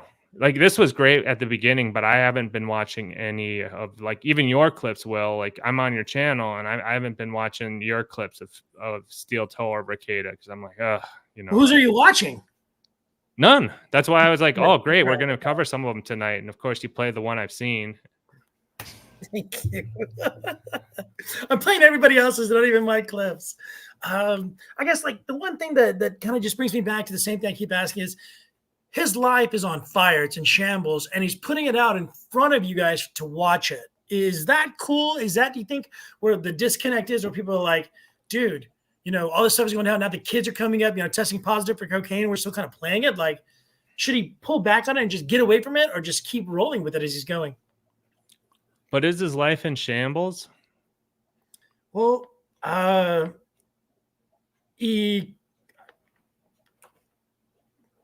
don't think it is. I think if you view his life through a traditional lens. Like any reasonable person would say, man, his life is fucking weird and fucked up. But I think what Chow is saying, in this world, on this screen, it's great, right? Because it's great content. No, but even okay, so yeah, maybe like in an ideal situation, he'd be working at the radio station and he'd have his original wife and they'd all be living as a nuclear family or, you know, like all under one roof and things like that. But I mean, like dime hole bouncing April, like that, it seems like maybe that was for the better. And it seems like, I don't know if he's just putting on a good face, but he seems like, yeah, this is great. And she's gone, you know, I'm good. Or is he a narcissist or a sociopath? Enjoying it. Where just nothing hurts. He has no emotions that a normal adjusted person would have. The like fake emotions, though, you think? You just Well, do it you on think? camera? I mean, right? I mean, he was telling us for the whole time I would hear about him how much he loved his wife, how great she was on the show, his whole world. I mean, he changed his whole previous life to make her the center of his new life. And then it seemed like she was gone, and he was like, "Woo!" So I'm saying like life in shambles, but I mean, Dr. Chow has a point. Like he does seem happy. He does seem, you know, things haven't changed. If anything, they've gotten better. If you look at the numbers, right? So they're not on fire. No. And I think I'm no expert, but and you know, Dime Holt, I'm a huge fan, love your work, but if you're watching, but I had a feeling like he wasn't that all into April the whole time, even like a year ago or whenever I watched it. It kind of seemed like, yeah, He just wanted her, and then he got her. Then it was like, now I got this girl. yeah, you know, he's more like a live-in, whatever she did. I guess co-host. I don't know if she cooked or cleaned or whatever, but it seemed like because he didn't have kids with her, and like he already had his other wife, so like. To me, I think he's like, and that sounded like there was some friction between old wife and Dime Holt. So to me, it seems like he's kind of like, if anything, he's like relieved because like old wife with the kids is like, I'm glad you got rid of her, and he's like, oh, good, now at least I satisfied this one wife, or you know, she's off my back, and then I got rid of this one, and cool, now I'm good. You know, that's kind of what I think he's thinking. Now I can go bowling. I can go do. Minnesota. I can go sing karaoke and do whatever. So Drink some craft beer. You guys want to hear from Ricada now? He doesn't think he owes apologies. Well, you know what? Let me take this opportunity. I should jump off. It's late, but thank you so much for having me on. Thanks for coming out. I appreciate you. Klaus, you want to give him your socials or your about yous? I'm not doing anything. Go to patreon.com/Ray Devito. Good night. Good to see you, Carlos. Thank you, Klaus, for your time. I appreciate you coming out. You know, I didn't even think he was going to pop on. He had sent me a message like an hour before that he was going to get in, and I was so busy like bringing over different videos and things like that. So like that was a super treat. Yeah, I don't know if I told you or him, but I said he should replace me, and then you guys should make it more like a news style show. But yeah, he's great. You know, he's got especially for this type of stuff. So yeah, good having him. And yeah, like I mentioned before, he's the one who got me in this game, bro. So he got me on my first shows and was a big fan of mine from day one. So same thing. He was one of the first people that I noticed subscribe to my YouTube channel when I had like 300 subscribers and stuff like that. And it came up and like gave me a notification that he was subscribed to me. I was like, oh, you know what I mean? Like just super cool guy, you know? I mean, that's him. So quick break, just a little, another, I'd say palate cleanser, but Colt C is in the chat and I've been wanting to show him something. Chico's Tacos. So I went back home and I just destroyed Mexican food. Hadn't had Mexican food in so long. I was starving. I was dying for it. And it was just like every day.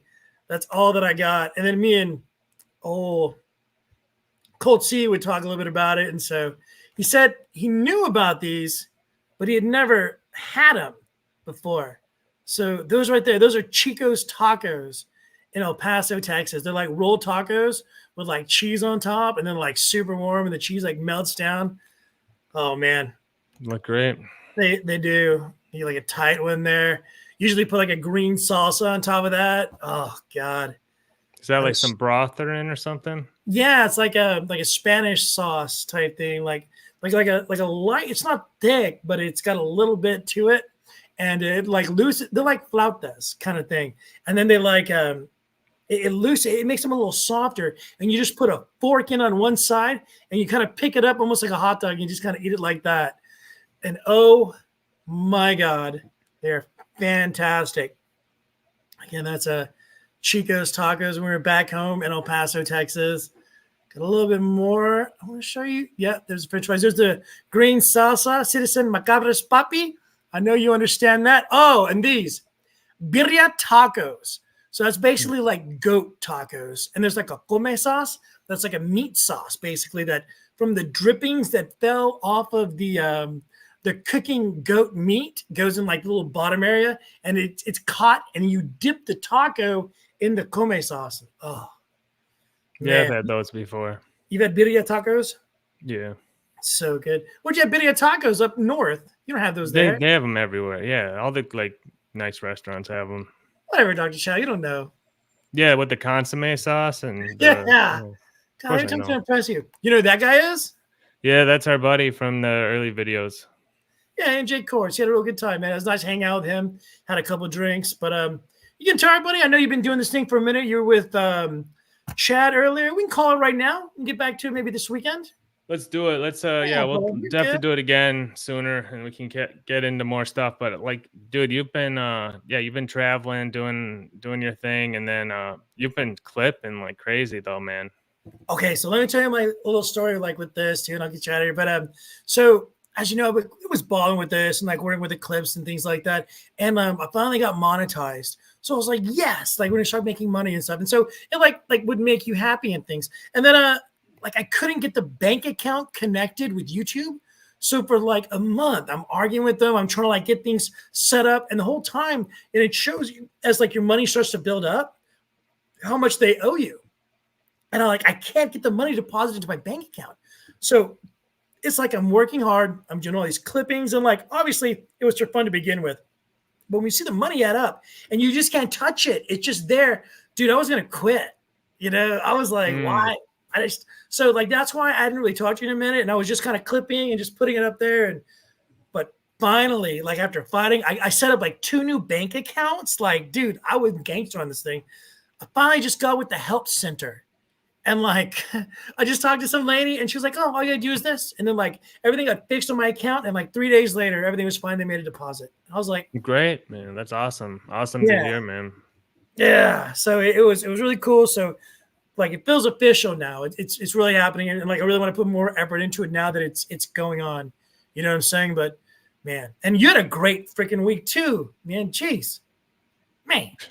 I mean, I was on Zumach on Sunday and then today, but yeah, I mean, I don't know. When are we gonna get Gonzo Shitcock in here? I see you talking. I want you to come on, man. Gonzo is hilarious. You remember that stream he did with Stuttering John and Elisa? Oh my God. I ask him all the time to come on. He just can't do it. One day I'm gonna get you in here, Gonzo. You're hilarious. You need to be listened to because you're funny. But hey, Chow again. And you know what? This is another thing too. Like, I kind of just messaged you. Let's do this. And then you did. Normally we do it on the weekends, but thank you very much for taking the time to hang out with me too. Like, I know you were busy and I know you got a life and things, and I appreciate you, man. Sounds good, brother. Anytime. And yeah, I'll catch up with you. Thanks for tuning in, everyone who watched. And yeah, till next time. Peace. Give me your socials. Well, you can find Dr. Chow on YouTube. You can find him on Twitter and stuff like that too, as well. You guys rock. Had a great time. A little bit shorter. Well, 2 hours is what we normally do. So I feel good about that. But thanks for coming and hanging out with us and chatting and stuff. I didn't really get to a lot of y'all stuff. I was more little, you know, I'm not going to say that I was like, oh my God, it's Carlos Danger. But it was really cool to hang out with them. And again, you guys all rock. You hit that like button. Decline notes. You guys are the best. Make sure you hit win by 2 later. Catch Brennan and stuff. Watch Shirley. So, you know, I'm not mad at anybody in the Dabbleverse. I like both sides. Definitely watch them both. Enjoy both of them. I love it when they fight with each other too. It just is more corn for all of us. You guys are beautiful, wonderful. I'm gonna try to get the intro video for you guys to play you all out. But as always, man, had a blast, and we're so lucky to have such nice people in the Dabbleverse too. Like, you know, Carlos just popping in, hanging out. Bro, he didn't have to do that. He could have told me to just go jump in the lake. You know, just so appreciative. And I can't even find what I'm looking for. Let me get you that. There we go. Wednesday. No. I'm trying to find the intro song for y'all. I know I have it here somewhere because we played it. Or maybe we didn't. I know we did. Now I'm boomering it all up. I wanted to get some more stuff with Dr. Chow too, so we could look at that other stuff. Where's that damn Wednesday fob? You gotta go. It's okay. I'm trying to play you out. Like, in a good way. I think it's in the Saturday show stuff. How did I have it keyed up in the beginning and then I lost it?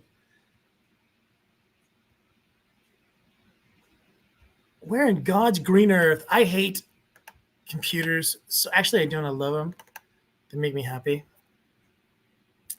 There it is. Good intro. It was looking right at me. But there's like 10 of you left. No, there's still 50 of you. Hold on. I'm going to play this for you. Can and I will.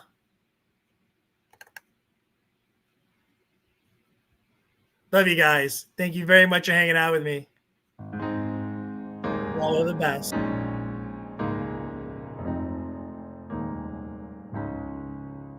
There's a legend that's sung in Rhode Island, told to children with faces of glee, about a hero, an absolute madman, who bombed the shit out of that company. No more Lotus or Power 9 bullshit. Those pedophiles knew it was nigh. That man got on a plane in Toronto, got an AK-4 and prepared to say hi. Adam Worski, axe-wielding maniac. Hasbro, you fuckers, we pray for your soul. Adam Worski, getting away with it. Touch that boy's hole and you'll pay Adam's toll.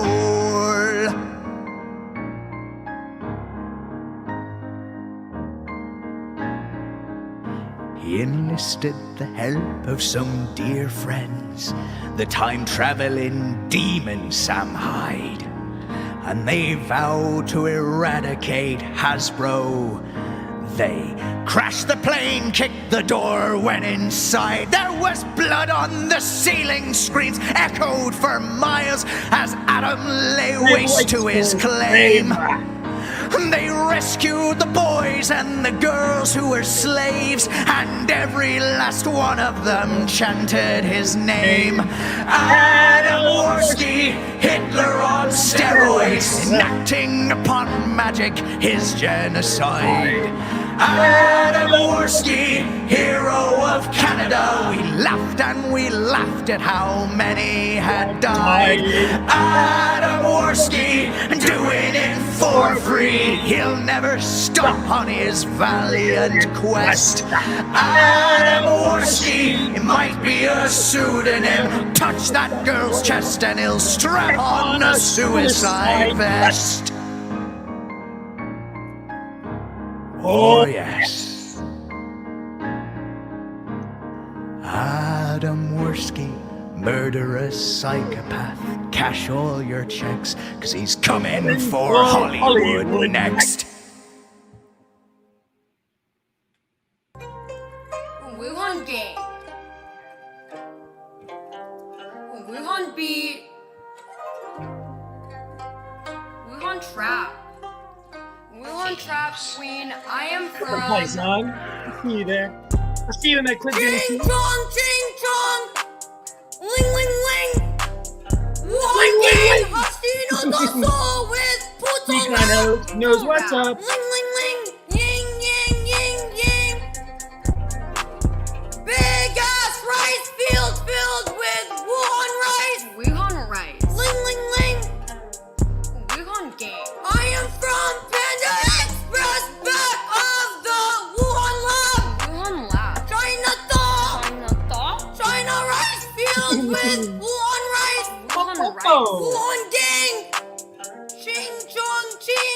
That's one gang. Ling, ling, ling. Chinatown, OFB. Wait, that's not one gang. Ling, ling, ling. We're One gonna gang. find him, King Panda Bat. Express, only number one. Back of Wuhan Lab. Wuhan Lab. Chinatown. China rice field with Wuhan rice. Michael Jamal, I just saw this. I am from Chinatown. Thanks for this and the clips. Love the work. Michael Jamal, I just saw this. Thank you very much, buddy. Put that on there. Thank you. I appreciate that. You know, it's not a lot of work, but it's like tedious and time consuming. And I actually love that you guys get to see it. And like when the other like people like play it on their shows and they say your name, like it does feel good.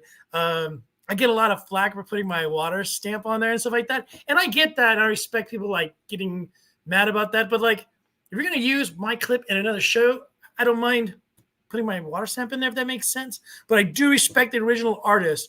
And something that I do as well is I go and I talk to them and I let them know that I'm clipping their stuff and I give them money. So a lot of times, like you can go back and talk to the artist that I get their clip from. I donate 5, I donate 10. I always throw them a little bit of loop because if I get something back, you know, everybody should win. This is a fun place. We should always have fun. This is the Dabbleverse. It's a happy place. It's not the sector. We can enjoy ourselves. Chinatown. Thank you, Michael Jamal. Hard as rock. Extra soy sauce, Naruto. Ling, ling, ling. One trap. One Bats gang. Big egg roll. Ling, ling, ling. I'm from Chinatown. Hard as rock. Chinatown. Basu Hashino Doso. Ying, ying. Wuhan gang. Wuhan gang. Wuhan gang. Hard as rock. Wuhan gang. Hashino Doso. What's funny about this song? This is like something Tessie is this girl's name. Like I thought she was like Asian or something like that, and she had like a gang of like friends that like they played music and stuff. No, sir. Like she is a monster. She like got her dad fired because she was saying bad things. No, she was making fun of a girl with cancer, and I'm talking like a child, like a preteen, like teenager, like with child, and it just brought her down, made fun of her, was terribly mean to her. And then the girl got so mad, she got Tessie's dad fired. So when Tessie's dad came home, was like, what the fuck? You know, why am I fired? What did you do? You're a monster, blah, blah, blah. Tessie then called the police on her dad and was like, Dad's going to kill me. Dad said he's coming home with a gun. He's going to murder me and stuff like that. Dad then goes to jail and like, oh, God. So I like the song, but she's not very nice when it comes to the real world. Thanks. Ying, ying, ying, ying. One gang. One gang.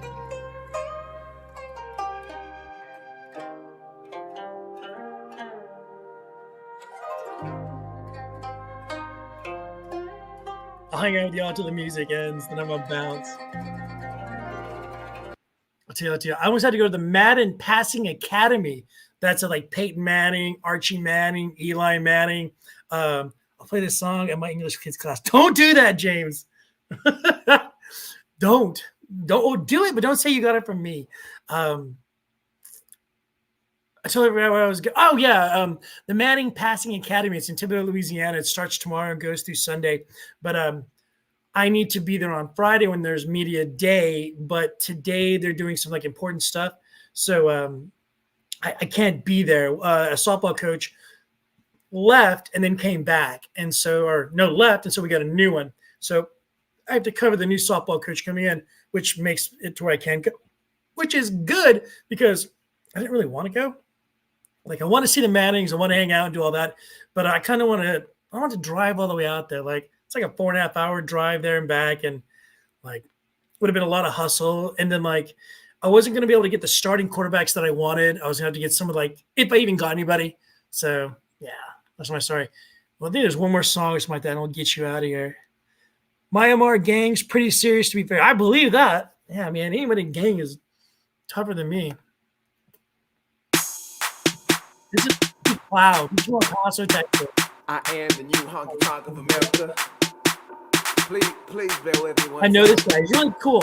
He worked with Rihanna in California back in the 20s. It starts with an idea, you know, and then it ends up like somewhere right here. And always be number one. Can I get it one time? Oh, yeah, that's right. Yeah. Bow, bow. She's neon, designer drugs, I'm feeling. Fuck my girl to the weekend, nigga. I'm like prime time, like Rio. Catch me up in the backfield. If a backfield, then I can munch that. Nibble on little hairs down your ass crack, yeah, I does that. It's nothing that clap, I can pack y'all look like sardines. Man, I'm in this bitch, I'm nice, me somewhere to sleep. Tryna get that crank, get the band as well like P. Couple thoughts on my hot dog, something like Pinks. I'm a Bobby Brown shit. My parade got everyone talking, but I don't hear nada. Smoking that OG Bobby Johnson saying, fuck that, neon life. Just kneel. Hold up. You know what? With the lights, like the lights, so let's keep this around into the extreme. That was right there, throwing on that light, like still bright. Got my threes on. Nigga did never one nigga. I be that. Nigga did never one nigga. Give me that grip. Give me the grip. Drinking a little sidey too. I'm a little ready too. Okay, Johnny all day to the PM shit. Trippy King shit like Steven shit. My style look like European shit. My eyes look like the Korean shit. I'm an angel or a demon, I don't know what. Believing I'm confused like a fucking zebra. Arriba, fuego latino caliente, I be there. Trying to get my numbers right, bingo. Going 100 niggas, see them. Man, I'm working all night like a casino. Man, I do it for my cousin and my theos. Smoke a whole fucking kilo, yeah. I wrap it up like burrito. Shit, I'm tripping. I come back when the beat start. Oh. Nigga that never one nigga. I be that. Nigga that never one nigga. Give me that grip. Give me the grip. Give me the grip. Give me the grip. Give me the grip. I don't think I'm coming back. I'm zoning off. Do the sign of the cross cause I'm high as fuck. Kiss the moon and the stars like.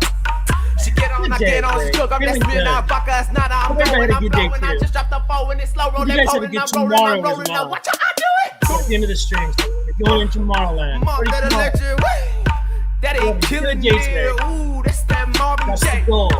Smoking caviar, go J's in California lanes, Hollywood all day, just trying to figure out a way so that I be paid, but I can't debate, smells my face. Nigga, they never wonder, I be that, I'll be there. This video is so cool. They're the village in and like give me the grip. Give me the grip. Give me the grip. Give me the grip. Give me the grip. Give me the grip. Swag. Bright lights, take a walk with Jesus. What's cool about this is bright lights, license free. It's my buddy says online. You look at it, it's neon. The bright lights, Nike Cloud. The bright lights, take a walk with Jesus. Yeah. Bright lights, take a walk with Jesus.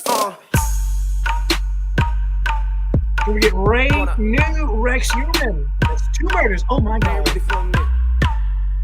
Nah, they ain't ready for me, man. Where Ray got the haircuts and dye jobs. Rex Human knows Ray. Sweat. Make it a little quieter. We're gonna read that for you. Don't forget Ray New Rex Huerman. That's 2 murders by Ray. That's 2 murders.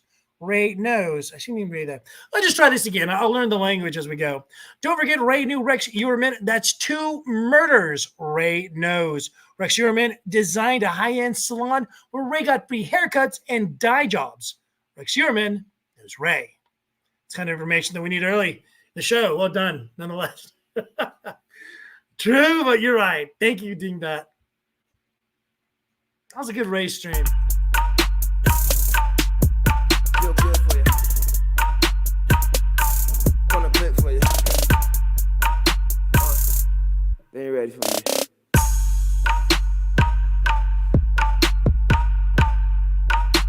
It's like the next song. I always feel like I'm stealing it when I play it. You guys tell me what you think.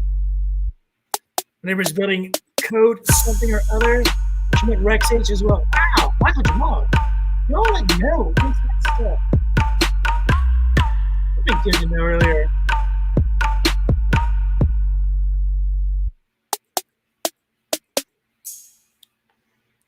So every time I hear this song, I think of Mr. Medicare. So like I put it in like out of respect. You know what I mean? But like, I kind of feel I'm disrespecting by playing his song. I don't know. What do you guys think? Like, is it his song or is it everybody's song?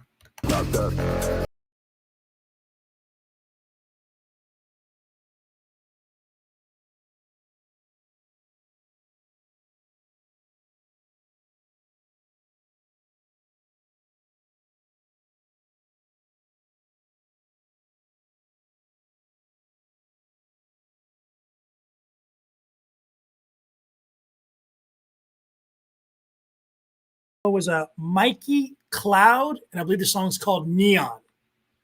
Mikey Cloud Neon. But dude, Rex Sherman, a resident of Massapequa Park. Did I say that right? Massapequa, there you go. Park on Long Island, where John's from, has been charged in the murders of 6 women. Ray's roommate was the other murderer in prison now. Holy fucking shit. Wow, Dingbat, you are. That is stuff we could have used a little bit earlier. But thank you for getting it to us now, though, Ding. Man, yeah. Dude, don't tell Carlos that. Don't tell Carlos his boy is a murderer. Well, he knows probably, but man.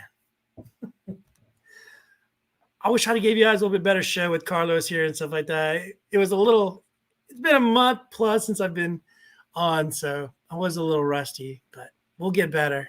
You grew up in Long Island? Nice. I grew up in El Paso, Texas. Like, you know where Texas points to California? Like the point? That's where El Paso is, right there on the point. We were like in Mexico and New Mexico.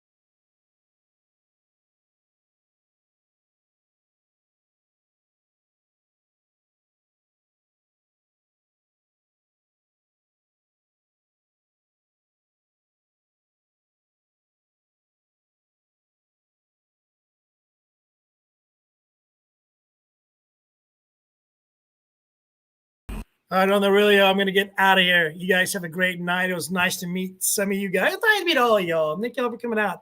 Thank you, Michael Jamal, for the 5. Appreciate you guys. Decline, Team Bat. Oh, y'all the best. You guys know it. I can't go back and read everybody's chat. I wish I could, but you guys are just too nice to me, and you guys make me smile. I appreciate you all. Have a good day today or tomorrow, whatever it is. Have fun. Don't get in trouble. I want to mess with you guys this weekend. There's so much stuff going on in the Dabbleverse. Hopefully we get some body cam out here soon. Maybe we get back into the Raks stuff. He was treated as a hostile witness in court as he backed his old roommate. What? This is just insane. Just insane. Do you think Ricada's kids have cocaine in their hair? Ray DeVito is actually the I-80 killer?